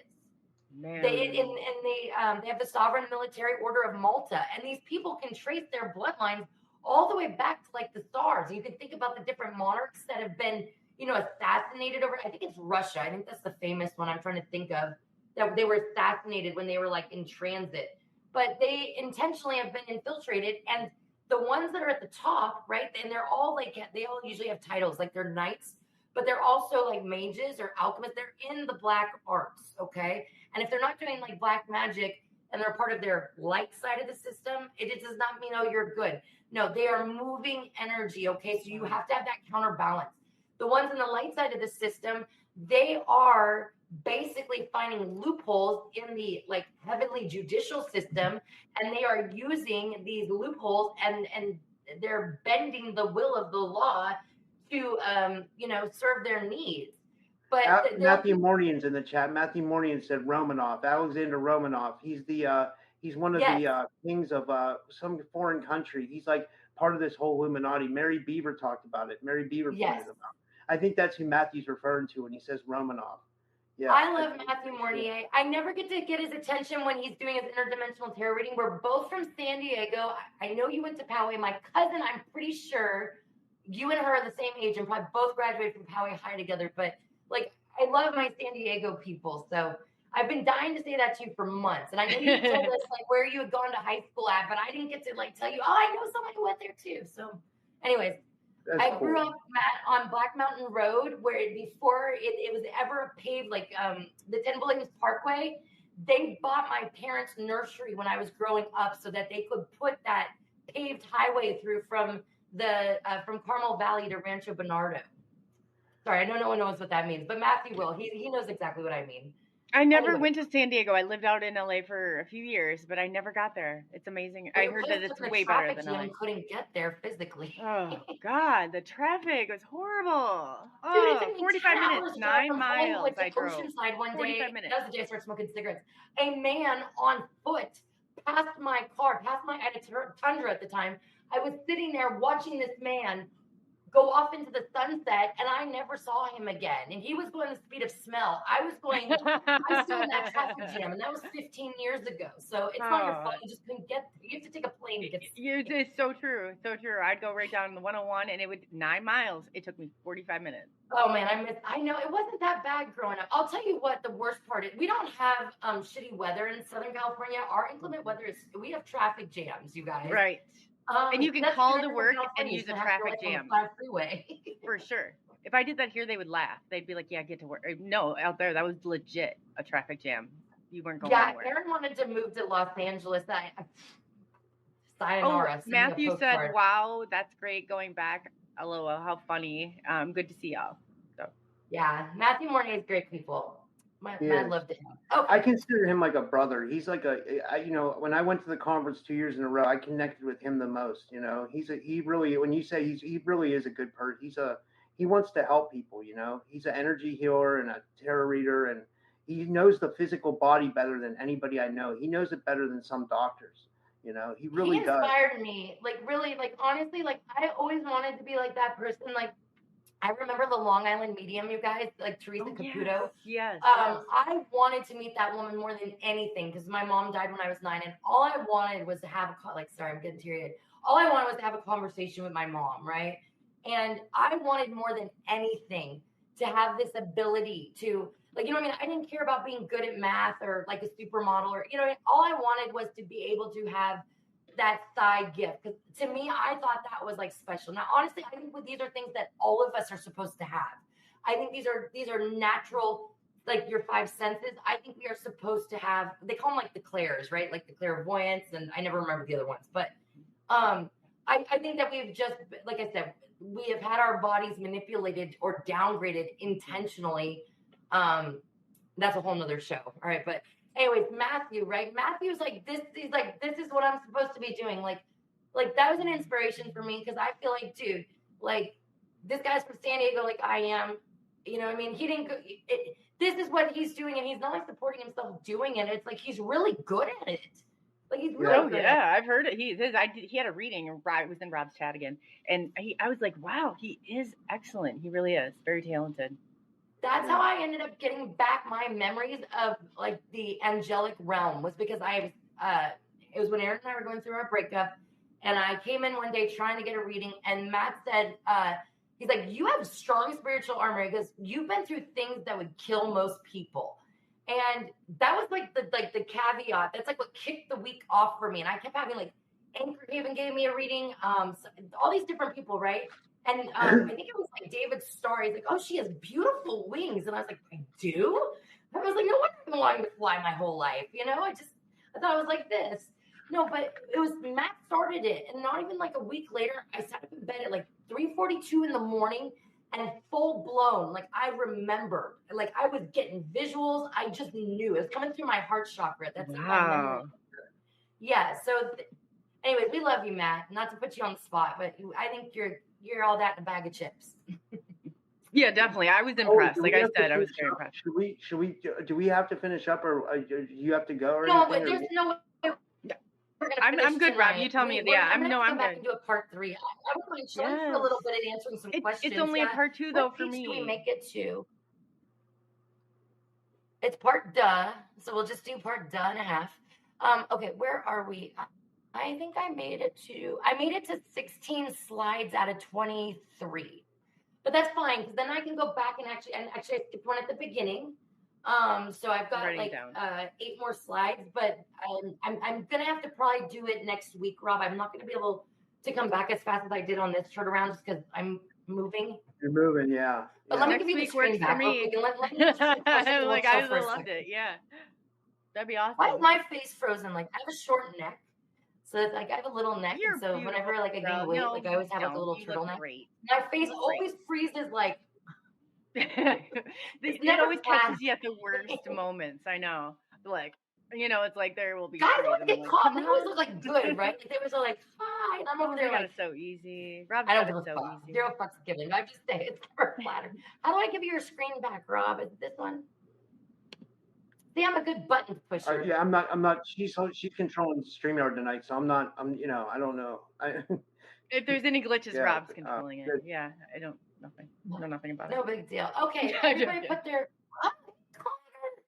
Oh, Connor, I love you. Connor's man. Connor and I are supposed to do a decode on heraldry. Connor is like the Encyclopedia Britannica on heraldry, Oh, and the wow. guy is like, he's 21. Coming from okay, the so he's a wizard man, he's mind, not a that's child, but Connor, impressive. it's fucking way impressive. Like, holy shit! Like, if you saw, like, he did a video on like his like DNA, right? Like his. Sorry, Connor, I'm not trying to put you on the spot here, but like he's related to fucking every monarch, Robert the Bruce. Like it just goes on and on and on, all the way back to Jesus, right? I'd be able to remember my family members. Like, could you imagine that family reunion? I'd like to lose some of mine, you know? Yeah. Wow, that's a long time, right? Yeah, he's got a lot of knowledge. I mean, I learned from everybody here. So, anyways, if anyone, like I said, has any questions, and I don't know, is there anybody over on Rumble watching that might have questions? Let me go check. I'll check real quick. Let me see. I haven't been checking. Sorry, I need my Kurt had some excellent, excellent, and I'll share it with you too, Michelle. He had some excellent information that I had no idea he knew that much about that topic, but I'm looking forward to hearing more. I love you guys. You can also go and watch it for free. So, okay, that's the thing. So the first 7 episodes, you can, like I said, you can go and watch them. I have them saved on my channel now. It's 1 through 7. Or you can watch it on Damon T. Berry's channel. Now, episode 8, okay, they would not allow him to release episode 8. They actually broke into his house and wiped the hard drive like twice.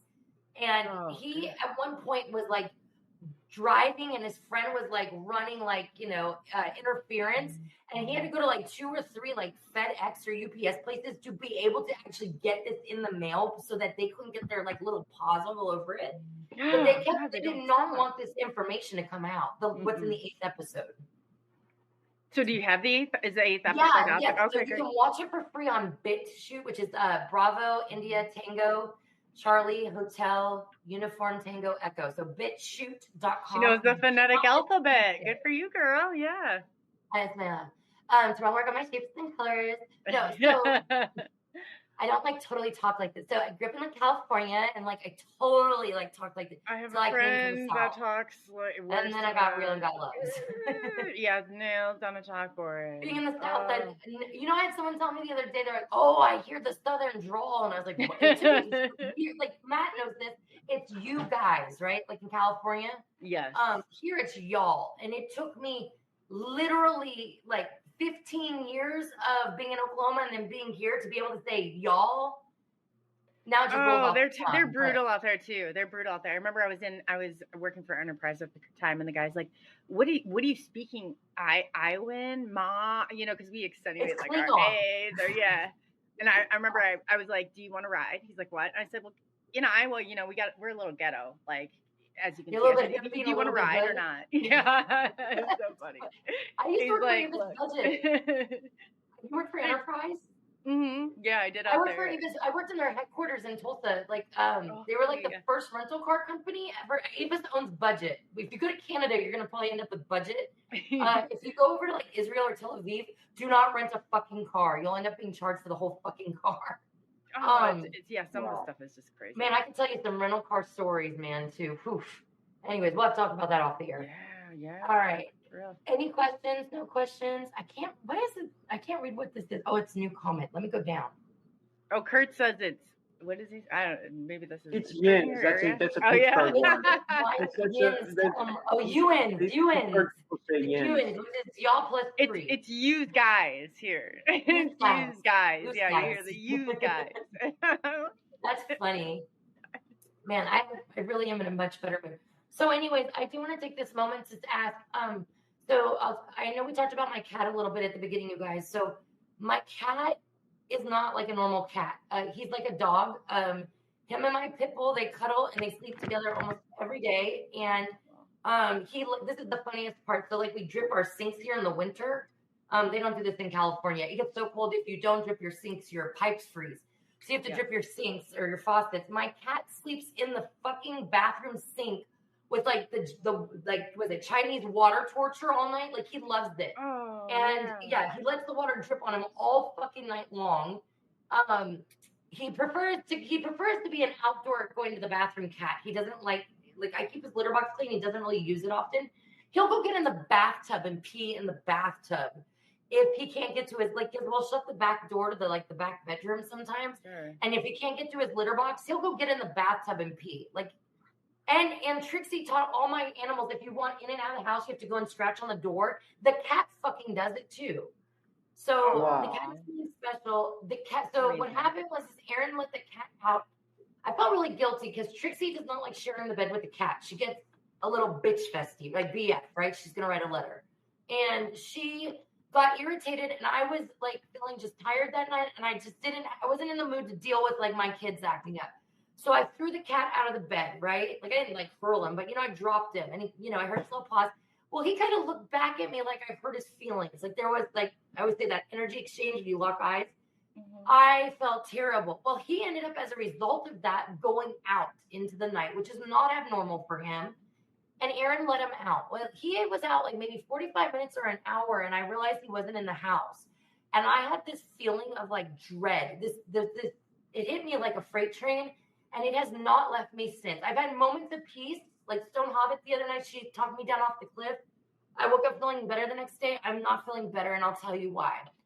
Not to bring up my childhood, but I have horrible abandonment issues, and I had really bad trauma from my childhood.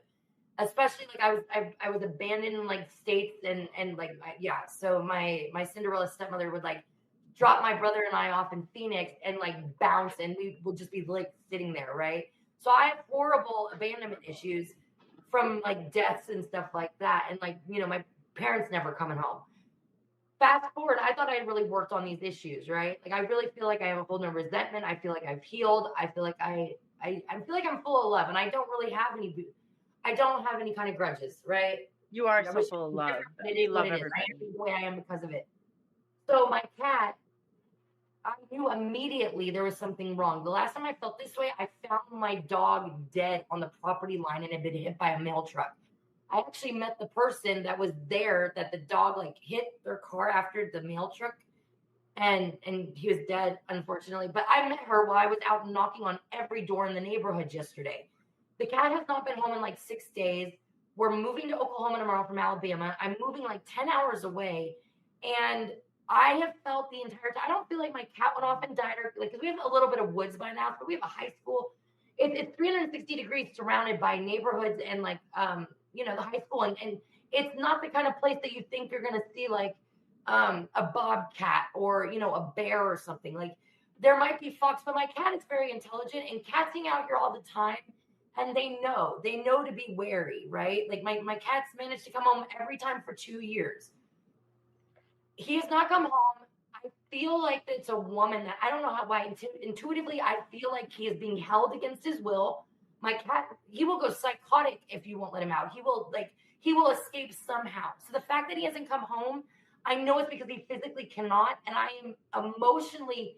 It's like he's back channeling all the fear and all the emotions through me. So I've been crying my eyes out every day.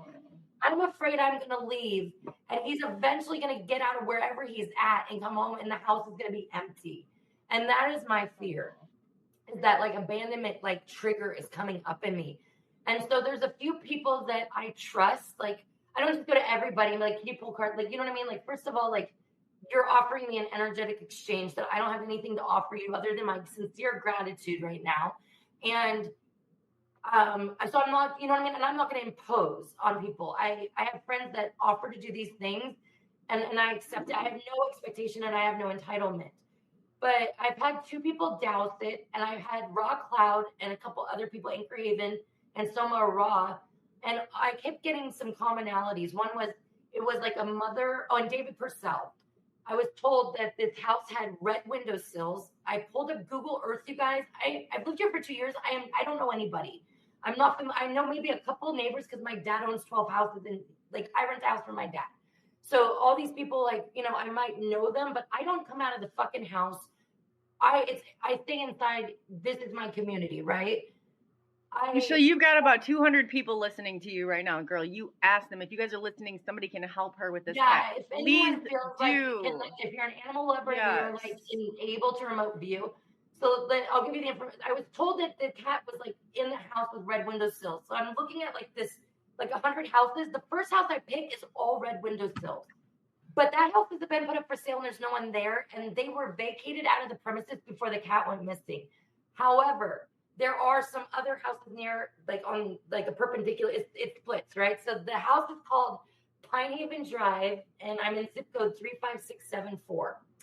And I'm in the town of Helen Keller's birthplace. Okay, that's where I'm at. And basically, I've just, like I said, I feel like it's a woman. I feel like there's like children or a young girl. I feel like it's. I think I knew which house it was, but like I said, I went to every door. I put up posters. I'm on every local page. All the neighbors on that street are going to the other neighbor's house and knocking.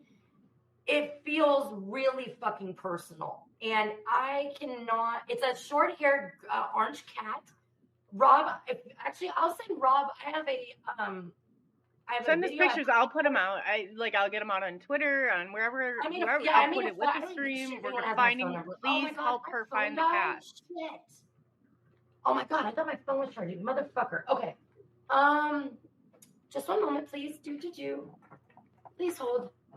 Yeah, we can probably put I it. really need it. I'm not usually attached to my phone. Do you have one on your computer? I could pull up this. I do. Yes, I do. Okay, bear with me just a moment. All right, you guys talk. No, I'm just gonna be quiet. I'm gonna. Well, Michelle's not going to ask you, but I'm going to ask you for a favor. Everybody who's listening, if you're listening, you catch this, please. Her cat is very important. I've lost a cat before, and it's painful. It's very painful. If you can help, if you can remote view, if you can do anything, to help her find the cat, please. We would appreciate it sincerely. And I feel like people's energy coming in, like hugging me. Thank you. Yes. Yeah, it's like, I'm sorry. I don't want to cry. Like, I'm so fucked up over this, you guys. Like, I think it might be like something from like other like parallel like timelines or whatever. I feel like I have had a fear my whole life of like the Silence of the Lambs, like being abducted or held. I know what it's like to be, in a state of anxiety and fear and like, don't leave me behind, or do I get to go? And like I said, I just don't want. Yeah, you need one that can. I think I probably like nobody came to help you. Yeah, you know what I mean. Like we just couldn't find each other. If I find, like I told Coley, I said, if I find your goldfish out on the road here, I'm gonna make sure I get your goldfish back, like dead or alive. He's super friendly. He's clean. He did not have his collar on, which is what I'm like kicking myself in the ass over.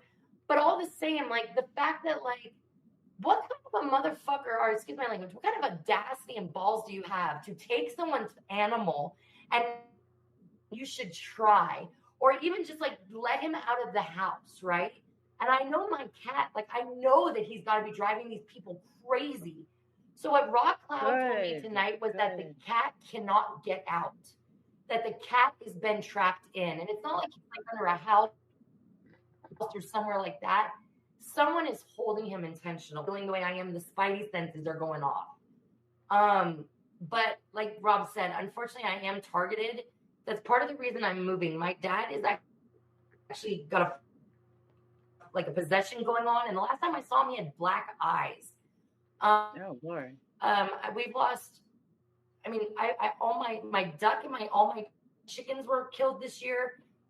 We've lost 3 dogs like back to back, all very strange circumstances. Every time something happened, my fucking radar went off like crazy. This is not normal for me to be like this over the cat, The longest the cat ever left, his name's Chance, or Senor Whiskers, if I'm in a goofy mood. Chance will go and he will come back I think the longest he ever left was like maybe a night and like a day and a half, right? But he had a girlfriend. We have cameras all over our house. Our neighbor has cameras all over their house. None of us have seen him since the night he like walked off and I don't think anything got him in the woods, okay? In fact, that was doused for me. It was doused for me by my friend Mark, I Mark one, Miraculous Mark in the chat. He doused it and he said that that the cat everybody says the cat's alive. I feel like the cat's alive. That's good. So, yeah. So if this is something that you feel like is put upon your heart, I don't, like I said, I want it to be natural. You have to be able to tap into this energy. I have no expectations. I understand that there's a huge probability tomorrow that I'm gonna have to, get in my Toyota Sequoia and drive off to Oklahoma, and it's killing me to even. I can't even think about it without getting So choked Michelle, up. are you moving? But I Like understand you're that the moving possibility that might away, or are you happen. going on vacation? Like you're actually moving? No, we're moving. We're moving. Yeah, we actually weren't supposed to leave till the 8th, but oh God, no. yeah, we're moving 10 hours away. I'm moving from Alabama to Oh Oklahoma shit! City No area, the wonder Midwest you. City. Oh my God! No, that did Yeah, okay. and we Because I weren't thought even you were supposed to be moving leaving this until week, but after. I no, got you. Aaron's sister had a heart attack this week, and her husband is literally on hospice right now. He had the quack, quack, quack, and he's had an aneurysm, and now he's got this. He's like 86th or 87th in the world, Oh like a case of crap! this. It's like carcinogen melanoma, and it's like of the inner stomach lining. Something's going on right now It's too. so with that, weird. yeah. They don't even have 100 cases documented. He went through 5 different like rounds of chemotherapy, and he just went like he's just going downhill overnight. And Jennifer, my sister-in-law, Aaron's sister, she had a heart attack from a broken heart. That's what they told her at the hospital. It wasn't Stress high is blood the killer. pressure. Yeah, no, you will. Yeah, literally a broken heart. So we have to go. True. We have to go. There's about to be, unfortunately, a funeral. She got out of the hospital after they put up a stent through her, like, was it femoral artery, the one that goes up like your groin to your heart? She left like after being in the hospital for 2 days and went and started planning his funeral for him so that he can have some input on what kind of end of life celebration he's gonna have. I'm sorry, I'm trying to get this for you. Yeah, so I don't. No wonder you're so freaked out. No wonder. Yeah, I'm like, I'm sorry, oh, you guys. I God. never No, do I this. didn't know that part. I did not know but that I am part. desperate. This is urgent. Yes. And here I'm talking about I feel traps like it's and everything else. you get I'm soul so sorry. fractals from like heartbreak. Yeah. Like this is that kind of heartbreak for me. I'm so fucked up from it. Let me get you this poster real quick. Let's see here. Okay, I'm gonna just a moment so everybody can see. I'm waiting for it to pop up. Let's see here. And he's like the sweetest cat too. Like I could understand why somebody would want to keep it, but like still at the same time, like how can you I think that like animal. That's why I hate too about people that take animals. Like oh, I think she froze. Robert, you froze? No, I'm not. Okay. Crap. Poor Michelle. Look at the. Oh God, that'd be horrible. I didn't know she was moving. I had. yeah, I it's thought. really sad. You know, I tried to remote viewing her cat last night, and what I honestly felt was it's trapped somewhere. Because it would have came. I mean, like that's literally logical, right? It's either probably in someone's house, someone took it in, or it's trapped somewhere. That's what I hope it's not trapped somewhere. I really hope it's not. But I don't even know. I even tried to I didn't know because she told me that she was moving like in a couple weeks. I had no clue she was moving. Oh my God, that's horrible. I even tried to psychically try to will it home, for her. Like, I mean, I don't know what to do. I feel so bad. I feel really horrible because that's like a family member, Yeah. Well, I've been telling her to get traps, to get everything else, and she's like so desperate. And I'm like, no, let me think about it. I didn't know she was moving like tomorrow. I had no clue. What an idiot I am. I was like, she's probably. Oh, no, you're not. You're not an idiot. You're not an idiot. You're not. Oh, that's you just terrible. Didn't know. It's yeah. Yeah, but she's got to be like, hey, what's going on? Maybe I missed what I was telling her to get trapped. Rob, it was no wonder. Like, oh my God. Well, Joyful Jennifer says, what about her neighbors watching for her cat? She lives in Alabama. You know what I mean? So it's probably like some like where you live, Coley. It's like not a lot of people are there, or if they are, it's like spaced out. So it's like no, she's pretty isolated. I think that's what she said. Yeah. So I'm not sure exactly where it is, but she's moving 10 hours away. And here I had no clue. And maybe we should call a shelter and get what the hell, guys? Everybody in the chat tonight, like everybody that's in my chat, that's in my Rumble, and that's in Coley's chat on Twitter. Yes. Let's all try to will Michelle's cat home. Let's all try to get it home. Let's all try to psychically will him home. Let's see if we can do it. Seriously, That's so guys. weird. Here, I'm just gonna present my screen and I'll show you guys real quick what the flyer looks like. I don't even care that my phone number's on there. Yes, no, show people if you the try to flyer call because then Al people and can Yeah. technically tap into it. Yeah, that's good. People can technically tap into it. That's so weird. I don't know why it kicked me off like that. Like it wasn't even letting me back in. That's so weird. I didn't lose internet signal. All right, share screen. Okay, we're gonna do the entire screen. I'm sorry, you guys. I know it's getting late, and I'm sure you guys have to go to bed and stuff. I gotta go to bed because like I still haven't finished I'll packing be up my house. I'm up all night. I'm up all night.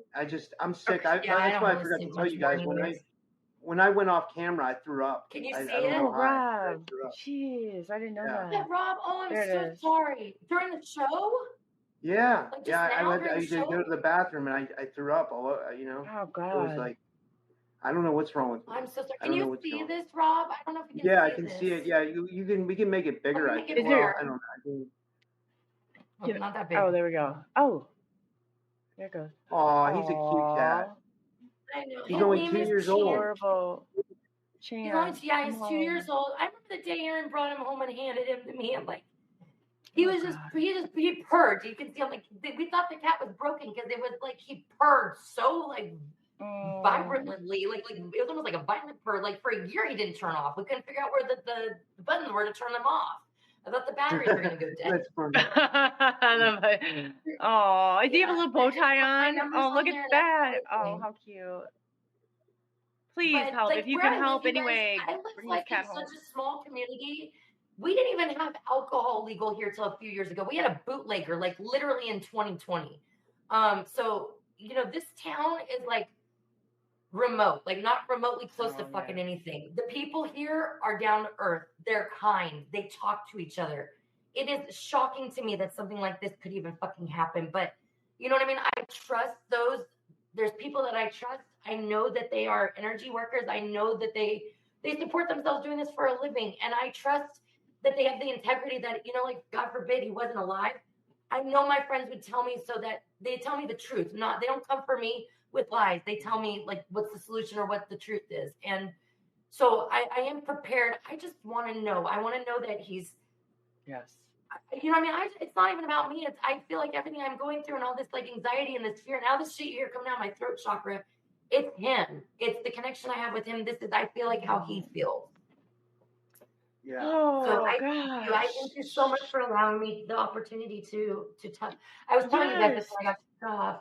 Thank Michelle, you. I'm so sorry. If I had known that you were moving tomorrow, I would never have said those things to you about Oh my God! look at a trap. I love you. Like, No, you didn't even say. You said I should fucking just like give up. No, you said that I should try to. You suggested I call a no-kill shelter to see if maybe there's some traps or something I could get, so maybe we could catch him. But I know that my cat would come home. My cat would come Can I ask home, you a you question? guys, with he had a dew claw. He got in a fight or something. He came home with his dew claw ripped out. You could see his bone or his ligament exposed. That cat fucking makes it home no matter what. He comes home. Can you delay the move, Michelle? Can you delay the move at all? No, I can't. We have to pick. We are required to pick up the keys to the house on Friday, or else we can't get them until next week. Aaron, like I said, Aaron's sister just had a heart attack, and her husband is like in the like hanging in the bowels of like crossing over. Like it's gonna be any day now. Like I'm sorry, I hate to say that, but how old is like she? I said, he's in hospice. He's lost all this weight. All of his blood work came back. It's terrible. Like, and he's not even that old, you guys. Like, I'm 40.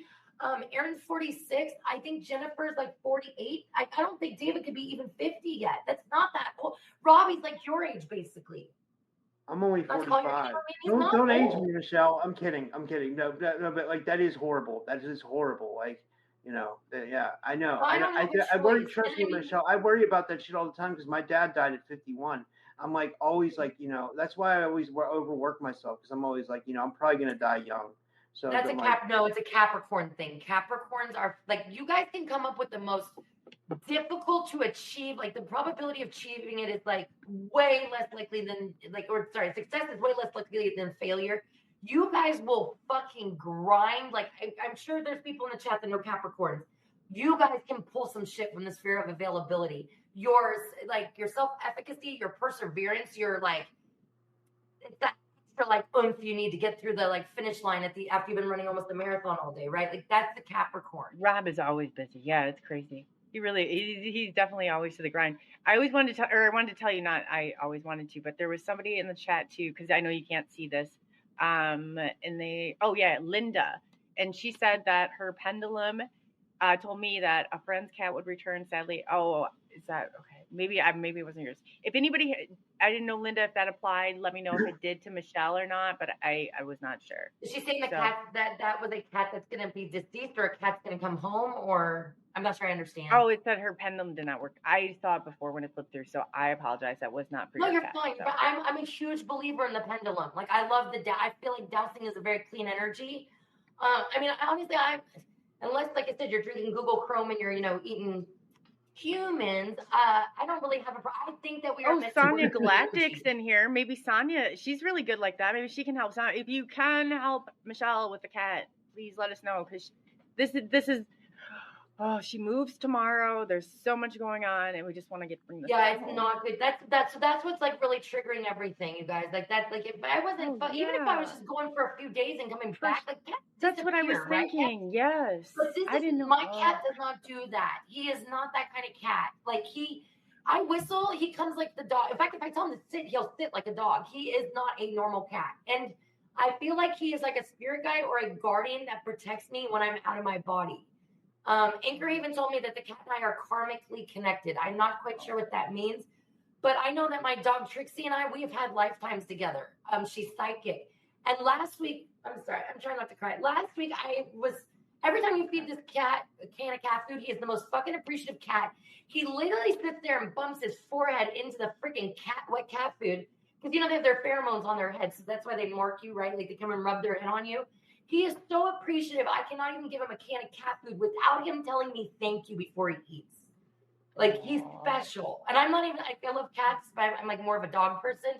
But this cat, like, I'm sorry, like, I've become a crazy cat lady. I guess that's what I'm trying. Like, you can tell when you look at him, like, he's so regal sitting on my treadmill, and like I just love him. They call me the crazy cat lady too, but that's good. That's good. We need more crazy cat ladies in the community. Please help this crazy cat lady out, because she I want like 10 Boston Terriers, and they're gonna get like choir lessons, and then they're gonna be like a barbershop. I'm serious. I want like 10 Boston Terriers. They've got a good heart. And one cat, one orange cat. But like, and he's got a really long tail. It was so funny when he was about 11 weeks old when Aaron brought him home.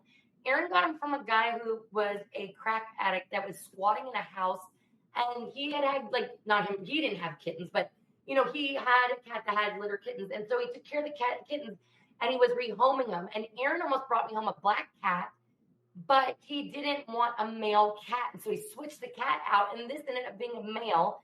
And Chance threw up like all over the car or something on the way home. But he's like, I don't know how to explain it. Like, he's just came into our lives, and he's just a special cat.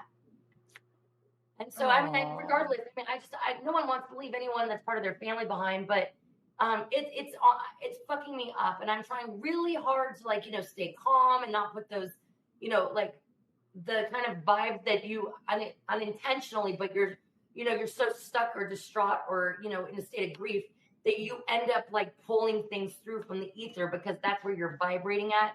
I'm trying very hard not to do that. I am not succeeding. I'm sorry. Like, I don't mean to sound like I'm not disciplined. I can't even fucking help it. No, that's so. This is pulling at your heartstrings, girl. It's okay. And you're moving. I mean, that would be the worst timing of the world. Yeah, I'm great. so sorry. I'm grateful to get out of here. Like I said, my dad and I had a falling out. I wouldn't let him in my bedroom when I was not dressed, and he wanted to come in and storm. His eyes were black, and he was storming in the bedroom door, like pushing the door in on me. I cannot be. So we're moving. Okay, that's the safest thing. So even though Aaron and I are broken up, we are moving together, like as roommates. And he's not going to leave me behind here, because he knows this is not a good place for me to be. The reason I can't move into my dad's house is because like there's a full possession going on. I can't even go to the house without feeling just like it's so thick and palpable, like the heaviness of the energy there. I just can't. I can't be around it. And and then the other thing too, I found out that was so fucked up is like my dad wanted to make sure, like, because originally Aaron was going to leave, but I was going to stay here. And my dad like pulled him aside and wanted to make sure that I absolutely could not even find Aaron on the internet if I needed to get a hold of him. He wanted to make sure Aaron fell off the face of the earth, and this is what he said. Like, talk about a Freudian slip, okay? I'm not a felon. All right, I went to jail once for like 3 days. All right. I am not a felon. I have a clean record. I'm not one to go out and commit crimes. My dad goes, yeah. So like, I just want you to know, well, someone can look you up for $20 online, and then she's gonna steal a car and come try to find you. And I was like, first of all, why am I stealing fucking cars? What am I trying to get away from? That I am stealing cars for the first time in my life. If I need to get away and I don't have a car, I'm going to take a bus or a tractor. Or, I'll ride the cat with a carrot. I'm not going to steal a fucking car. Can you steal your parents' car? I don't know if you can. No, like, that's the thing, too. It's like I wouldn't steal. Like, yeah, I have my own transportation. Like, why would I be stealing a car? He was going to have me committed, is what I found out. Oh, Lord. And I'll tell you how he acted like he loved my animals. But every time he thought we weren't looking, he would kick my dog. One time he pushed her off the couch so violently, she landed on her spine and yelped and ran away. And that's not even my dog. God. It was so bad. They're sick and twisted people. Yeah. It is. Yeah, that's what I'm trying to say. It's not my dad. My dad here's the thing. My dad, he believes that we are meant to be in an incarnation trap. There's nothing we can do about it. This is a soul farm. He thinks it's like a circle of life thing. He got all the jabs. He's not doing the work. He looked at me one day, Rob, and we were at garden. He goes, "Do not open your chakras, Michelle." Like, in his voice, like, changed like that night Vanna did. No, they're so creepy. To open my chakras. Yeah. It was weird. It was. You know what it was? It was a handler. So my dad's got that going on, and that's why I couldn't stay. And so we're moving. We're up, and like, I didn't even know we were going to be moving like this. We've had to move across state lines with only a few weeks to prepare. It sucks. And at least I thought my animals were going to like land there safely. And now it's like I thought the worst part of it was going to be, man, how am I going to transport a cat in a car, right? I was like, well, I've got leather seats, so at least, you know what I mean? Like, I was a little stressed about transporting the animals that far. And especially, like, when you're like, one of you's driving a U-Haul and the other one's driving the car with the animals. Like, it's stressful. It's not fun. I don't like driving like that on the road. I'm a California driver, and I do not like fucking driving like that. So I was having some anxiety, but this is totally, like, this fucked me up. This was not expected. And you got to drive all that way. Oh, God. Ooh. That's it's okay. Horrible. There's good things there. There's like, dude, I feel like this is where I'm meant to be in my life, right? Okay, there's obviously something that brought this on. So I have an opportunity to go and be in a community where hopefully I can help people heal. I'm looking at it as a positive thing, right?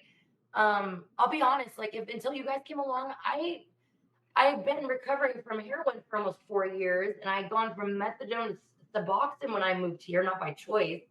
And for the last like year and a half, right before I met you guys, I was sleeping like 20 hours a day. I didn't even want to fucking live. I wasn't suicidal, but I give a shit if I lived anymore. Like, I wasn't taking care of. I wasn't eating. I wasn't exercising. I wasn't going out in the sun. I actually was like, I wasn't eating hardly at all. Oh. And I wasn't taking care of myself. And like, it really was finding Rob's channel that brought me back to life. And that's why I seriously love this community so much, is because I never thought I would ever do something like this. I was happy just hanging out in the chat and having some friends. Oh, wow. But this place is magical. Yeah. Wow. That was, wow. I didn't know all that. That's amazing. Wow. That's why we have a connection, Coley. Like, it's like you and I have that heart connect. Like, I love you, girl. Like, I love you. I love you too. Yeah, no, I mean, like, I do too. And I had no idea that you went through all that. I mean, that you came back and you're here today is so amazing. I am so happy to hear that. Rob, well done. Like, great channel. Yeah, that's awesome. I love you guys. You guys got that. It's bad. Man, and I love your song. I don't know if this is the first time you played the intro. I fucking love it. You guys are hot together too. Like, oh, thank you. Great. Yeah, no, that I was trying to mix it up. I do write them, but I don't sing them. I do not sing them. Yeah, I do. You're great. She's freaking a rock star. But I don't sing them. I don't sing them. Okay, we don't want to get that clear. I can't sing. I honestly feel lucky that I've got a good podcast partner. Like, I've been looking for someone like to do. Yeah, I've been looking for someone to do podcasts with, and like, we actually have been doing podcasts for like 2 years. We've been doing them on and off. Like, we would do one here and there, and like, you know, and then one like kind of fizzled out, didn't work, one didn't work out, but like a lot of them did, you know, and then it just kind of came together, you know, and like we're gonna see where it goes. Like I'm I excited remember the about first time Coley came on because you guys were talking about like who was behind the agenda, right? Who was behind the dues? And I had just that like the week before, and this is like Rob, I know you're fucking swamped, so like but I had sent him my spreadsheet where I mapped them all out. That's what I did with Renetta. We were doing a like grid rescue mission, like we wanted to use scalar. We're still gonna do it. You know what I mean? I've had to do it by myself, but that was like the first thing we had to figure out is what is the range of frequencies that they are using against us? What is the method? What is the goal? Who is it behind it? How is it the infrastructure? Are they a financial backer? Are they the ones manufacturing the technology? So I started at like the lowest frequency, like LRAD, so like long range acoustical devices. And then I went all the way up to like brain computer interfaces and the 5 mm ion channel wave and the Neuralink and all that, right? And the gas or whatever it is, that spray. I'm still learning about that one. But like I had this whole like spreadsheet and I sent it off to Rob. Like I put it on his fridge and like, you know, put some alphabet like magnets up and like, look what my kids That's awesome. You guys are sitting there, you're like, man, I hope one day we know. And I'm like, hello, do you see me in the chat? Would you have a spreadsheet on the people in the community that I was talking about? Are you something else? No, it's like look, I want to see this now. Yeah. Every country, you guys, has somebody that's at the top as far as like a presidential cabinet member. They all have a board member that's sitting on the United Nations that has sworn a loyalty oath, allegiance. They have made a pact, and it's public, of what their commitment is for this 2030 agenda. Okay, it's all the infrastructure is in place. The patents are fucking horrendous. Like they talk about how like you're gonna like, you know, people are like, oh, I'm just gonna rebel if it gets like that. You won't physically be able to because they're gonna be way using too late to control your brain waves. You won't be able to get out. They're already trying to do that. So that's my concern. So that's why you all need to leave through the sun. They're already trying to control people's brainwaves with V2K, you know, and they have patents for V2K, you know. Yeah, well, we figured that out the other night that I've had V2K done on me my whole life, and I thought it was obsessive compulsive disorder. And it was Rob. And Rob, you were the one that had this doctor on. You were the one that, like, that's how I even had, like, context. I was like, dude, I've been going through this my whole life, and I sort of wasn't going to tell anybody about why I had to touch the doorknob 6 times before I left, or I thought. Michelle, I was the same way. I felt like if I did something a certain way, something bad was going to happen. And my mind would tell me that. That is it. It was crazy. That's it. Was crazy. That's why, seriously, I they're so very good too. How they started doing it the day my mom died. Then the day before my dad went to prison. Well, I got taken away on my 13th birthday and put into like foster care with like child protective services.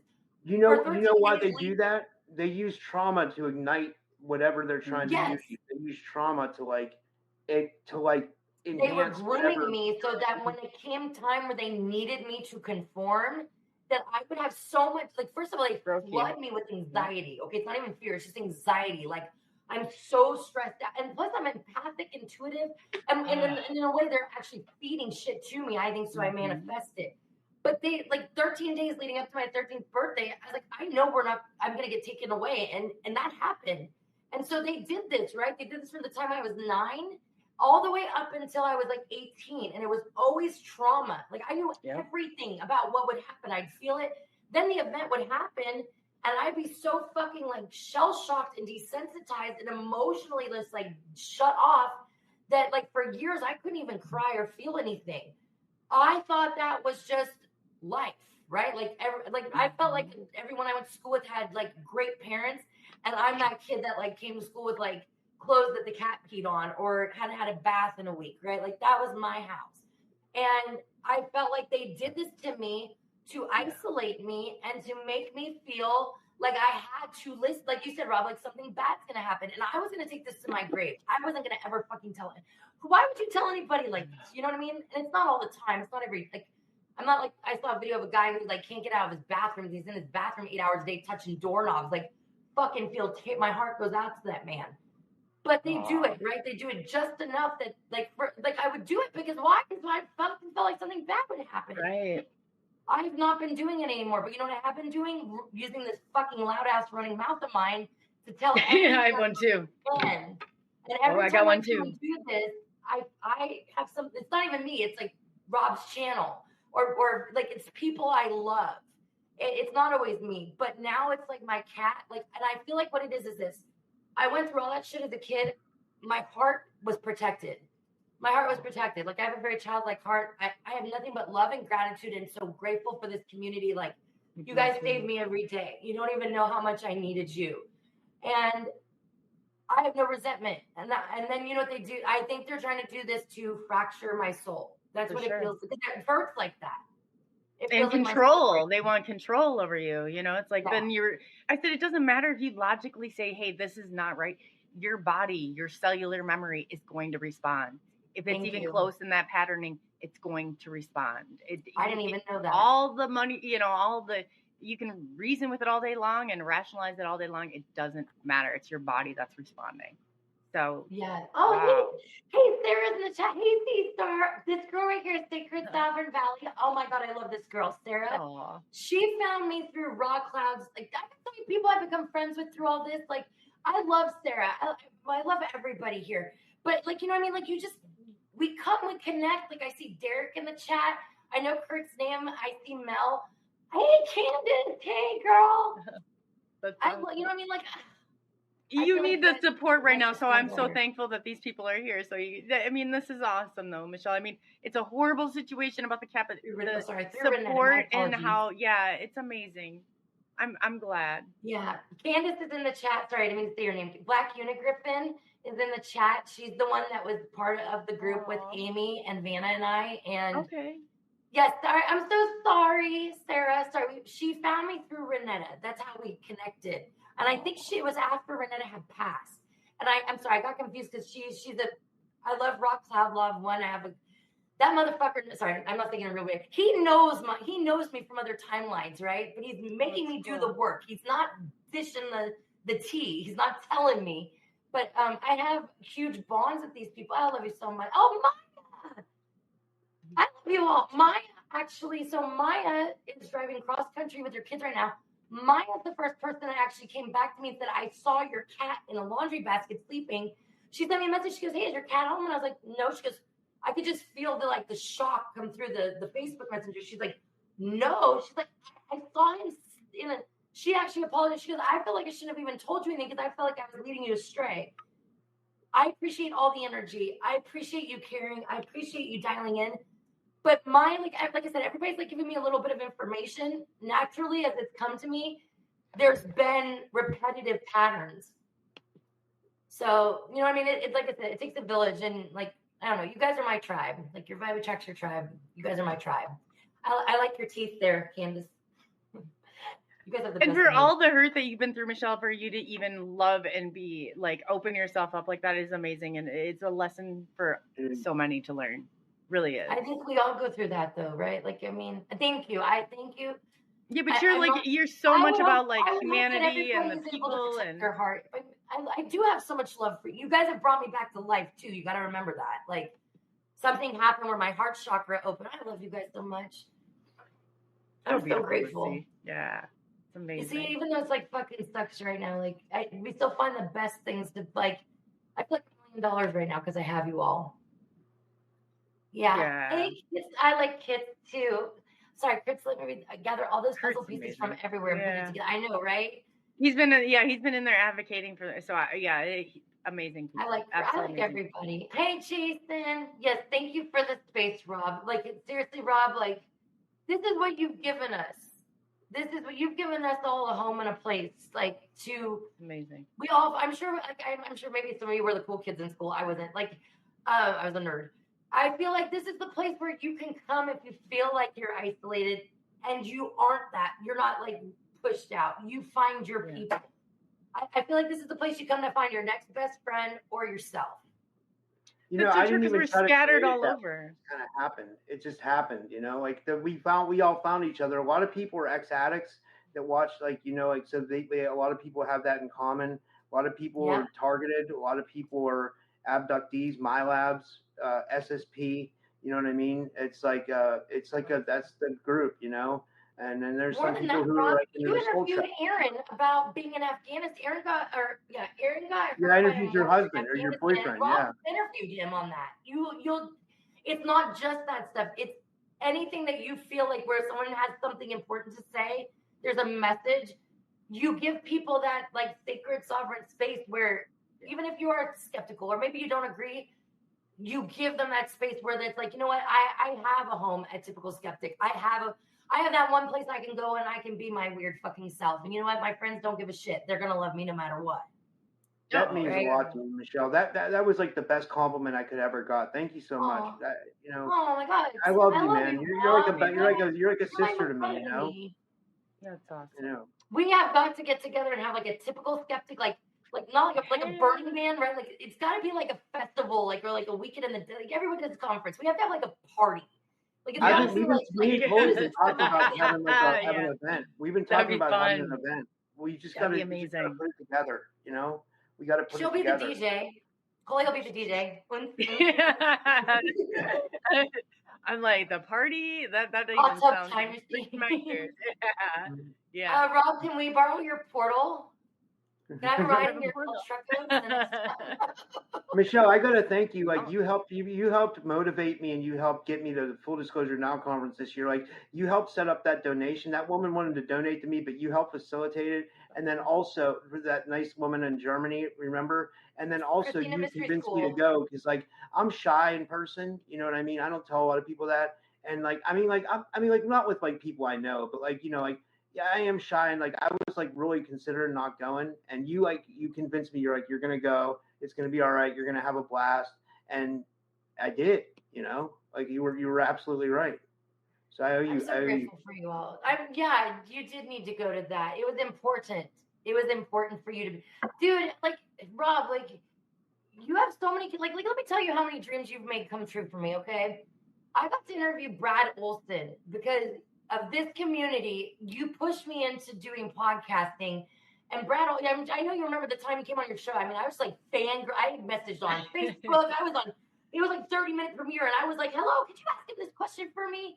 And Rob asked him the question. And Brad's like, actually, that's the topic of today. And I was like, man, I waited 7 fucking years to ask that question. Because Brad Olson, they took his episode off Gaia about frozen angels under the ice in Antarctica. And so I wanted and Rob asked the question, and I got to interview Brad Olson with my friend Don Rogers over at March 4th Productions, who we both have the same birthday. So it's like so many synchronicities, right? Oh, that's cool. Dude, I never thought and like Haggy Nost, right? Like I get to talk to Haggy Nost on Facebook. You'll be on Friday. Yeah, he's cool. Fucking awesome. Like seriously, like he's one of my like top 5 favorite documentaries is Aliens in 2021. Like I saw that years ago, and I never forgot about like the sun gazing or the pterodactyls in it. Like I freaking like that guy really got me on like the path of thinking about things before it was mainstream. And then you like get to bring him on the show here, and I mean, like, how cool is that? Like, it's not like there's 10,000 people here, and you can't even get your questions. I mean, I want there to be like, I want you to go viral like big time, but it's like a small community where you can actually fucking have like your question read on the screen. Like it's not like you got to fight to get it in there because there's so many people. So even though it's when I had 20,000 subscribers, even when I had 20,000 subscribers, it was still like that. You know what I mean? We made it work. Oh yeah. But like they took away my channel, so I still want that back. I still want it back. Like. I don't know who you're talking about, Kurt. Who's that now? Did you hear about this year's burn? Oh, like the Burning Man, Jason? Man, you guys, like I hate to ruin this, right? Like that's part of the club. Yeah, absolutely. I'm not saying everybody who goes to it, but these events they put like I always wanted to go to like Electric Daisy Carnival or like they used to have this stuff in California, like in the desert called Slurp E, right? So you can just imagine what's going on there. But like you know what I mean? Like I love. Actually, one of my favorite bands is Soundtribe Sector 9, and they play like all these different instruments. And when they used to come to Tulsa, they would pay out of their own pocket for a permit so that they could play past like the cutoff hour, like when bands weren't supposed to be playing loud. They would do that at the Cain's Ballroom so that the fans could have that extra hour. And unfortunately, I can't ever go to Red Rocks Amphitheater now that I found out that they are looshing the energy there to a DARPA lab funded by NASA in Boulder. But they would go to Red Rocks Amphitheater in Boulder and play like 12-hour like jam sessions in the snow with laser lights. Like, you know what I mean? So it's like, it was fucking, I always wanted to go to one of these. And then as I've gotten older, it's like finding out Disney's fucked up, right? Isn't it? Yeah. Yeah. I mean, it's like the night. When you start to find out, yeah, it's disappointing. It's disappointing. There. Like, fuck. It's so disappointing. It is. No, but there's so many people like that. And it's like, you know, I think of people I looked up to even in this community. And then you find out, you're like, how disappointing. It really is. Some of the stuff goes on. It's so disappointing. Wow, but good, we gotta face it. We gotta call it out because it's so messed up. Like, you know what, you guys, I'm such a nerd. Like, and I love Harry Potter. I know Candace and Anchor even love Harry Potter. Like, I always take so many quotes from there, right? Because I think if I ever had, like, you know, Arcane Raw talks about like the music that was harvested off of them. I have that connection with Harry Potter books since I was like a freshman in high school, right? Like, unless there was black magic in there, just the kid. Like, if you ever could fall in love emotionally with a book series or a book, it was the language. It was the ability for J.K. Rowling to spin these amazing stories with like the language. She had such a beautiful understanding for like Latin root and stuff, right? And I felt like what they did was they would take. It feels like they take it from us. I mean, I know they do that, right? Like. That's why The Simpsons looks like they're predicting the future. No, they're not. They're getting that off of Looking Glass and Gateway Project, all these MyLab and MK Ultras, right? That's us. That's our creator energy. So it sucks. It sucks when you love something and you feel like it's pure and it's part of like your childhood, right? Like, dude, I mean, freaking some of those Pixar movies are freaking awesome. Like, I love Big Hero 6. I loved Home. Moana, like, all you need to be a princess is an animal sidekick in a dress. Like, Rapunzel, yeah. Oh, yeah, definitely. And then you find out, man, they're fucking kids, and you're just like, ugh. I know. Disney, right? It's like the Vatican. Yeah, Walt Disney was a fucking creep. Yeah. Walt Disney was a big creep, you know. He was like a big. Yeah, he was a 33rd degree Mason. Saint, I mean, literally, at Air Force Base in Florida. They have like the 33rd. It's like the runway is like 33 on it, and it's like it just it goes deep. Okay, yes. Look, let me just put it at this point. I'm not saying there's not one or two that don't worm their way through. If you're rich, if you're a millionaire, and they're not coming after you, you're in the club. You have to have permission. You're in on it for sure. Definitely. Like I said, I'm not saying there aren't intelligent people who don't become, you know, self-sustained and wealthy, but you know what I mean? Like, it's there. And although Ivy League colleges, that's where you get Skull and Bones, it's always there. They are always waiting to take you off your best path. So and they find a way where they can get their hooks in you. So you think you're succeeding, right? You're like, man, I've got this, like, I'm getting my degree. I'm set up for life. And then you think, they're going to collapse it. Oh, God, yeah. Yeah, it sucks. True. It sucks. It does. Yeah. Too. No, none of us are like dangling the carrot. Yeah, no, we're not. And that's why we're all here. Like, and it's not one another. We're not battling against one another. It's the top % against the people. So get that out of your head because it's not. We shouldn't be fighting with one another. That's not the way it should work. I'll tell you, it's 300 satanic bloodline family members that make up the Satanic Council. At the top, there are 5 women, the Mothers of Darkness. Above that, it is the fallen angels. Now, over to the side, think of that like the business structure. They have a military, and that military has like 5,000 people in it. And they are recruiting. They are recruiting through the Masonic lodges, which I've said this before, so I'm sorry you have to hear me say it 1,000 times.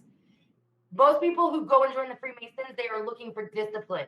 They are looking to better themselves. They are looking to better their communities. It looks like there's a lot of good things tied to these foundations, right? In fact, these are the people that will start a fire and then send in the fucking fire rescue crew. Yeah. Problem, reaction, solution. Problem, I just said that's Jamie. It's so funny. I was just about to say problem, reaction.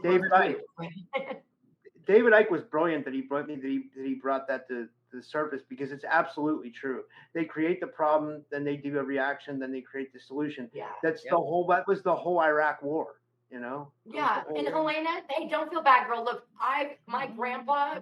This is creepy. I didn't know this till he was dead. He was a Freemason. My grandpa was in Mexico, like Mexico, the country, not. I used to say it's not Southern California, it's Northern Mexico.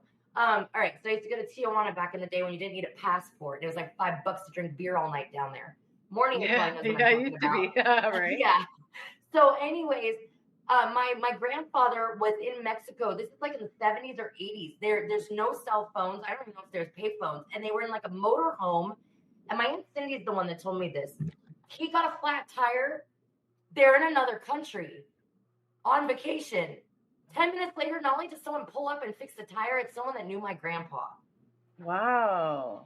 Do. So yeah, you know what, girl? Don't feel bad. We all have family members. We all have someone up the line that drank the punch and got on the saucer. You know. Oh, so true too. Oh. That was the neighborhood I grew up in. The Heaven's Gate people. That was my neighborhood. Those were my people. Oh wow. Yeah, that happened in Rancho Santa Fe. Yeah. But yeah, you know what though? You know what matters? So the Harry Potter quote is this: it's sometimes the hardest thing you have to do is not what's easy, or it's doing the difference between what is easy and what is right. And sometimes the even harder thing you have to do is to stand up against your friends. It's not standing up in general against an enemy. Okay. It's the hardest thing you have to do is to stand up to your friends. So we've all been there. We've all had that moment of, am I going to be a good one? Am I going to be a good witch or a bad witch, right?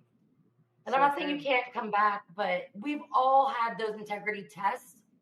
We're all here because we all are that vibe where we're meant to find each other. So true. Well said. And if That's you didn't brilliant. get brought here naturally, it's because you're alphabet soup and get the fuck out. Yeah, you don't belong here. You stop infiltrating groups because there's always two of you in every group. Man, Renetta used to have these private Zoom groups every month, and there would be like 15 anonymous people that somehow managed to get onto the Zoom. You had to have a code, right? This is a private group. She would have 15 I don't even know how you get in there with no screen name or a handle is blank. And they would never say a word. They would always be muted. She used to call them out on the phone. She said, "Oh, it's the motherfucking NSA." They're always one. Yeah, we were always, when I was talking, always two in every group. And it is too, because there's always the watchers. They're always there. It's the way it is. And okay, as much guys, as it just you can buy a Schmidt and Bender hunting scope from Helena, and you can scope the Bohemian Grove from far away. Oh, really? Man, I've actually been camping up by Bohemian Grove when I was a kid. I was close to me out. I was on the road where it said Bohemian Grove, like the sign. Oh, wow. There's so much craziness, and then they act like it's all done right out in the open, and then they act like David Icke, he's the one that went and scoured that, and they're like, "You have no integrity. Did you not take?" He's like, "I took the oath because I wanted to sit there and tell on you." You know, it's like these people. Arizona Rider. You know that Renetta told me this. David Icke, you know what, like his totalitarian tiptoe and all that. I'm not saying he didn't have good information, but is you know, he a part of it too? I don't know. I have no fucking idea. I really like Isabella Green. I know that. I think Rob's interviewed her. I'm a huge fan. Yeah, I've had Isabella on. Me and Priscilla interviewed her. You know. Yeah, I really like that lady. That she was one of the first people I found that was like, dude, you can go out of your crown chakra and bypass the astral, go right. This is so funny. I remember her talking about being in like the quantum every night. Like you can like become aware of other consciousnesses that are chilling or hanging, you know, having their like hot time machine portal, like, you know, they're hanging out there in the quantum, which is above the astral. And I remember telling her, and I was like, I think I would like to be a star someday. Like, you know, she's like, if you want to be a star, I was like, that'd be kind of cool, you know? And he goes, why would you want to be a star? And I'm like, I don't know. I mean, it just sounded like awesome, right? So I always think of Isabella Green when I think about that. Like she turned me like a Hollywood star, or you want to be like a star in the sky? Like a star. Like she said that like if you pop into the, like if you're in the quantum, you can do if you're in the void, your consciousness, you can do anything from there. If you want to be a planet, if you want to go and be, you know, whatever. That's like true. If you want to be like a conscious archetype that's like a natural element, which by the way, that is how it works, okay? The planet totally, like it's a person. I've talked to her. Breathe. You know, like you can do that. Like, you know, like Rock Castaldo had a fascinating video about fallen angels. And he said that one of the ideas was that a fallen angel was really like an asteroid, like a payload coming in that would land and like crash. And then it would like, you know, spawn life because of the different like bacteria on the asteroid. I can totally see that. I mean, think about it. It's not just the fallen angels. It's the fallen angles. It is the template that has the defect in it and the way the light's reflecting is fucked up. So we know it's all about the way our body has that light that emits when we're having that kundalini or everything's open. I think they call it the 140. I think it's 144,000 points of light, actually. Oh, is that what this supposed to be? The 144,000 chosen ones? Is that part of it? I don't know. I'll tell you what. Renetta had a great video. It was called the Unholy Quaternity, or it was Unholy Trinity Quaternity of the Beast. And she was, man, she connected like Snoop Dogg to the Bible. She was fucking awesome. And she laid it out. And what she said was this: as above, so below, as within, so without. Yeah. Many versions and definitions for it. But basically what she said was like, there's a version of us that's in the cloud. There's a version of us that's under the ground. We have our conscious, we have our subconscious, right? Mm-hmm. These are all different like caveats or different layers. But yes, like essentially, yes, you have your conscious. You know, they say they're archetypes, like they're just like a construct to like, you know, give you context or illustrate a theory or philosophy. Carl Jung really does a lot of work on that. That's so true. Yeah, it takes a lot. And then it's like, you know, it's only happy as sad. It's like you have to understand one to know the other. I think I have been part of the Triangulum constellation. Actually, Mark told me my favorite life was in that constellation, and I was like a big pterodactyl sized, like colorful feathered avian bird. And I know that I have a very, very serious spirit guide. He's a Lyran blue avian, and he's very serious. He tells people to pay attention to me if they try to multitask when I'm telling them something. That's what you need. Damn. Did you see Kurt's question? Did you hear about the statue of the fallen angel they dug up in Russia, I believe? But no, really? Can you put some more info on? Tell me everything. Kurt's coming up. I don't know, Kurt, if you've known this all along, but you got some fascinating information tonight. Yeah, Kurt has been on, because I know I don't see him here I'm not always here every time too, but I really, I think there's Jason. I think Jason's fucking fascinating with his information. I begged Jason. I told him he could do anything he wanted, any topic, underwater basket weaving, how to cut your toenails. I don't give a fuck. Love it. I wanted to do a show with Jason. You pick, right? And I respect that Jason is hesitant and he just doesn't jump on there. But he did that bogus spirit fucking presentation, and I was so fucking impressed. That's awesome. He was so well rounded with his research, his types, his sources. He fucking was digging up shit that I still haven't even seen it come back around anywhere else. Wow. See, there's so many cool people in this community that has fascinating information, for sure. Definitely has fascinating. Yeah. It says he'll get the link. We've been going 3 hours. Maybe we should. Yeah, my butt's numb, and I have to pack. I'm leaving in like 8 hours. I gotta go to sleep, actually. I am supposed to call someone, and then I'm supposed to go to sleep, but I'm actually... So anyone yes. anything on the cat? People want to know. Tell them where they can find you, Michelle, because people are saying, "How can we find you?" So tell them where they can find you, how they can reach you, especially at the cat too. You know. Well, you all have my phone number, so. Yeah, or contact Rob or I too. Like if you can't, we'll get a hold of her. Somebody who's really concerned about my extended car warranty is calling me every day. No, but you can find me on YouTube. So I'm the Earth Grid Rescue Mission, Michelle Whitney 5604. Michelle, 2 L's and 2 E's. And I am on Facebook. I am Michelle Whitney on Facebook. It'll say Alabama. It might have my maiden name, which is Mondek, but I'm friends with Coley. I'm friends with Rob on there. So you should be able to find me through mutual friends. The cat is coming back to you tomorrow. I hope so. I'm leaving at like 10 or 11 in the morning, Helena. So Anchor, you know what's so crazy? Anchor even was one of the first people, I think, too, that pulled cards. And she said the cat was going to show up. I said, "Is he going to show up before I leave?" She goes, "Yeah, I think you're going to be pulling out of the driveway when he pulls up." Oh, God, let's hope so. Like, I mean, like my freaking nerve is up to here, right? Like, I'm just like, oh. Like, let's say that he were to come back while you're gone. Do you have anybody? Plane takes off. Is there somebody local there, Michelle, if he were to come back that would hold him until you could possibly get back, or somebody that you would trust? Like, I mean, I would set up anything you possibly could. I trust my next door neighbors who are from, where are they from? Michigan? They're from one of those states where it's like they play duck, duck, gray duck instead of duck, duck, goose. You know, where it's like Minnesota, or I think they're from Wisconsin. Oh, the Wisconsin. Yeah. Yeah. I think it's Wisconsin. They can't drive, but the great people. No, actually, they're really cool. I like the people next door. They moved here with their cat. It was like 10 or 15. I mean, it was a fucking hell of a drive. I think they might be like even Great Lakes. I don't know. They're one of those northern tier states, and they have the thick accent. And my neighbor's cat was hit by a car. He was gone for 3 weeks, but then came back. Oh, wow. They found cats that were stuck in like the Twin Towers at 9/11. Jason's friend moved across town. Her cat showed up at the new house across town. I have hope. Like, here's the thing. The only thing I'm worried about, here's my only issue. He has to be able to get outside. I know if he gets outside, he's going to fucking come home. Yeah. So that's like my whole thing is like, what's keeping him? Like, and that's why I believe my gut. That's why I keep repeating myself. It's not me. It's my cat channeling through. Like, yeah, Mom, this is it. I'm picking up on him because he wants to come home so bad. It is burning me up inside. Like, I'm literally having a hot flash. Oh. Breathe.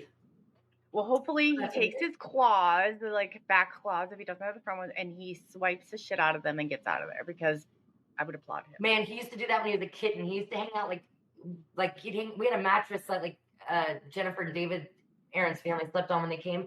So he pushed the mattress up when they left after Thanksgiving. So he hung up on the top of like the mattress, and he'd wait till you came by and he'd fucking swipe you, right? Oh, yeah. I can't tell you how many times he fucking got the shit out of me, this cat. He stopped doing that. When he hit 2 years old, he mellowed out. But yeah, he's a little ass sometimes. Like he just wanted to play. He just wanted to play. Oh, my cat does that too. too. I was going to mention, it sounds like you're yeah, I have been, Sarah. Yeah, I've been channeling. That's where it all started. It all started the week the planets aligned in February. And boom, I channeled the Earth for 45 minutes, and I have never channeled a fucking day in my life. I hold hope. Thank you. I feel like because we're all putting I'm going to say it one more time, like the third time's a charm. The moment that I started like talking about it, I felt like people were hugging me. I felt the energy come through. So I appreciate your intentions. I appreciate you letting me go on for an hour about my cat. No, we all want to help. We're all here to help. That's why we're here. And now that I know you're moving and not just going on a short vacation, I can't even believe, Michelle, you should have said, what are you doing? Why are you telling me to do this when I'm actually picking up and moving? Oh, I would have thought I was Coley, crazy dude, to hear that. Your heart, okay, your intentions. Girl. Oh my God. No good deed doesn't punish. Okay, look, your heart was pure. Okay, I felt the love of your intention come through. I wasn't offended at all. I wasn't upset. You know what I loved? I loved and appreciated that you were not willing to even entertain the thought that I was like, you know. But that's the thing is like, Aaron's sick of hearing me talk about it. Like he doesn't believe. It's good to be skeptical, okay? And I'm not trying to say anything bad about it because you know what? I'm too gullible, and so there's been times where I've been wrong, but there are times in my life where it's like it's so fucking deep. Yeah. It's like, I'm like I feel nauseous from it because it's coming through so strong.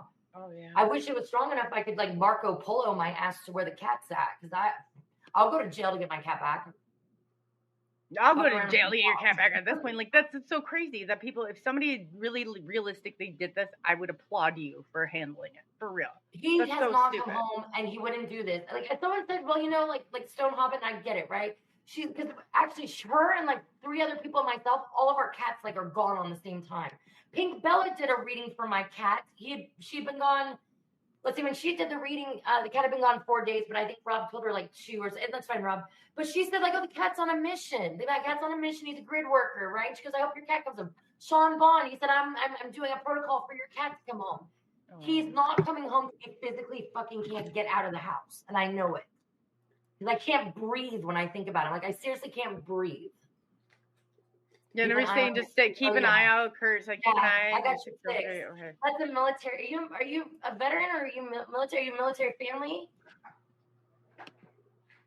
Yeah, I know, Helena. Girl, you need to watch The Knowledge of the Forever Time. You know what? Like, this is what I finally realized. The reason why things are so fucked up here is because we're in the mouth of the dragon. So true. You know, it sucks. But you know what? I'll say this, like, to take it like a fuck, we'll go out on this note because of Jay Skyrunner, okay? We are here because we are the strongest of the strong. We are here because we could come. There were those who wanted to come who couldn't. There were those who could have come and they wouldn't come. But we came. So, you know what I mean? Like, they didn't have, they settled, this is the best they had. No, but you know what I mean though? Like, we are those motherfuckers. We're those angels. We are those star seeds. We are the ones that are going to fucking win this war. You know what I mean? It's gonna be okay. But I feel you I because agree. the end is very near you guys. It's all in the next few years. It's gonna be all over. And those that are like this here that were heart centered, we're gonna fucking jump to another time. There's not gonna be that many people in the new Earth, unfortunately, because We're just happening. Oh yeah. Yeah, but it is. And there's some of us that just can't keep up with how fast it's happening either. Mm-hmm. I have hope. I have hope. I have a lot of hope. I know I love how much I love you guys, and no cat left behind. That's right. I'm not going to leave anybody behind if I get a choice about it. I mean, except for those motherfuckers. They can stay here and have fun. Right? I don't want to be part of Yeah. No way. No how. So, That was beautiful, Michelle. That really was. I love you. I love I'm you so too. And appreciative. and like I said, Kurt said he's getting information. Let's get this information out there. I'll post it on Facebook. I'll get it out on Twitter. Everybody's listening. The village idiot. Fucking love Kurt. Kurt, you're so dude. I'm that person too. I'm that sense of the humor. village idiots. Oh, I love that. You Yeah. are not the village idiot, okay? It's better than the village bicycle. You're the village bicycle. Everybody's had a I always say that, but I that's what I call my city council here. I call them the village idiots. Yeah. This is so not me, okay? But I always want to say party in my pants. Everyone's like, every time I hear someone say party in the chat, I'm like, I cannot fucking put that. Because there's it is not going to come across right because you can't see my face or hear my voice. You're going to read it like, oh, okay, well, right, it's giving me herpes now. Right? Like, I don't have herpes. I never have. I'm just saying, like, you know what I mean? It doesn't ever come across right. You have to be on the screen for it to be okay. Yeah, there's just some things that is never. Yeah, if you can pull that one off, let me know. I don't take myself too seriously, and if you give a fuck, oh well. You can't take yourself too seriously, and if you gotta find something to laugh about and everything, I pretty well can find something to laugh about in the worst of times, and I think that keeps you sane and pulls you through. I really do. It was the best of times. It was the worst of times. No, you know what? Those who mind don't matter, and those who matter, they don't mind. No. I love that. They're gonna love you no matter what, and they're gonna accept you no matter what. People will love you no matter what. Yes, what she said. And I love you, Coley. And you know what? You are a mind wizard too, girl. No, not like you, girl, but I appreciate that. I take it as a compliment from smart. I promise you. You're amazing. Your video is amazing. You're beautiful. You're beautiful on the inside and out. Oh, I love you all. Everyone who cares, if you take anything away from it tonight, you are loved. You're important. There are people here that care about you. This is a place you can be yourself, and there's no judgment. Absolutely. Unless you're a fucking lizard and you're drinking the Google Chrome. Yeah, then you're the. But I love you all. Yeah, thank you, Michelle. We're gonna again, guys. Go if you can help Michelle find her cat because we want to get this cat back home. So let her get some peace. Yes, cat, orange cat, meow meow. He has paws. All right, I love you all. I love you guys. Yes. So thank you, everybody. I said, Rob, we're gonna cut this. I hope you're feeling better. But yeah, if you guys can find that cat or help her find the cat, please. 3 hours and 11 minutes. 3 hours and it was a long show, But I mean, it was fun. It was definitely fun. Michelle's got a lot of fire. She's amazing. She is. She does. I love her. That spunk. She's got that. But yeah, I would love for her to have that peace and get that cat back. So, I that's why I said everybody everybody try to psychically will her cat back. I wish that's right. The collective, we can but together and just talking about it and focusing on it. You're right. We can all pull together and try and bring that cat back home for her because that would be great. I would feel so much better. I agree. Yes. I hope she gets it before she leaves. I really do. Me too. She has a lot of love for a lot of people. You know what I mean? She's amazing. She should hate the world. Literally, she should honestly hate some of this world for some of the things that happen. And she doesn't. She loves people, and that should be really something for everybody to learn. I agree. Yeah. So this Friday we have Ag E Nos, and he comes on at 5, and then we have 7 p.m. We have Daryl Denton with the Bigfoot Tennessee guy. So be something exciting to look for. Let's help bring Michelle's cat back home. You have 2 shows on Friday. Yes. Wow. And then I have one tomorrow, guys. I have Eve Howard coming on tomorrow. So that'll what time is it, Rob? 8 p.m. Eastern. Yeah. She's going to talk about my labs, and I got to make the link. I'll make the link in the morning. If I feel good, hopefully I feel better. I hope you're feeling better. That's horrible. I need some time off. I really do. It's like I told you on the phone. I need a vacation. I need a real vacation. Like the conference was cool, but it was still work because I have to converse with all these people, and I have to do videos and I need a You can't real, hide. I Yeah, need you a can't. vacation. I need to Yeah, go to a resort and just kick back for a couple days. But it's hard because I got to keep going too. I can't stop now because I just can't. I don't have a choice, So it's no, but you can take a couple days for yourself, Rob. You can do that for yourself because you're not gonna. If you don't do that, you can't continue to it's just gonna beat up yourself. I think yeah, your body and your soul would be because you can't even when you go to conferences. You're right because you're going as Rob from Typical Skeptic Podcast. You can't blend in. Everybody knows who you are, so it's you don't get a break from that. You definitely need a break from. yeah, You deserve a break. Everybody does. So yeah. we appreciate it. So thank you everybody for watching and thank you for taking the journey into the unknown with Coley from SNX Radio and Rob from Typical Skeptic Podcast. And we'll see you soon. Good night, Bye, guys. guys.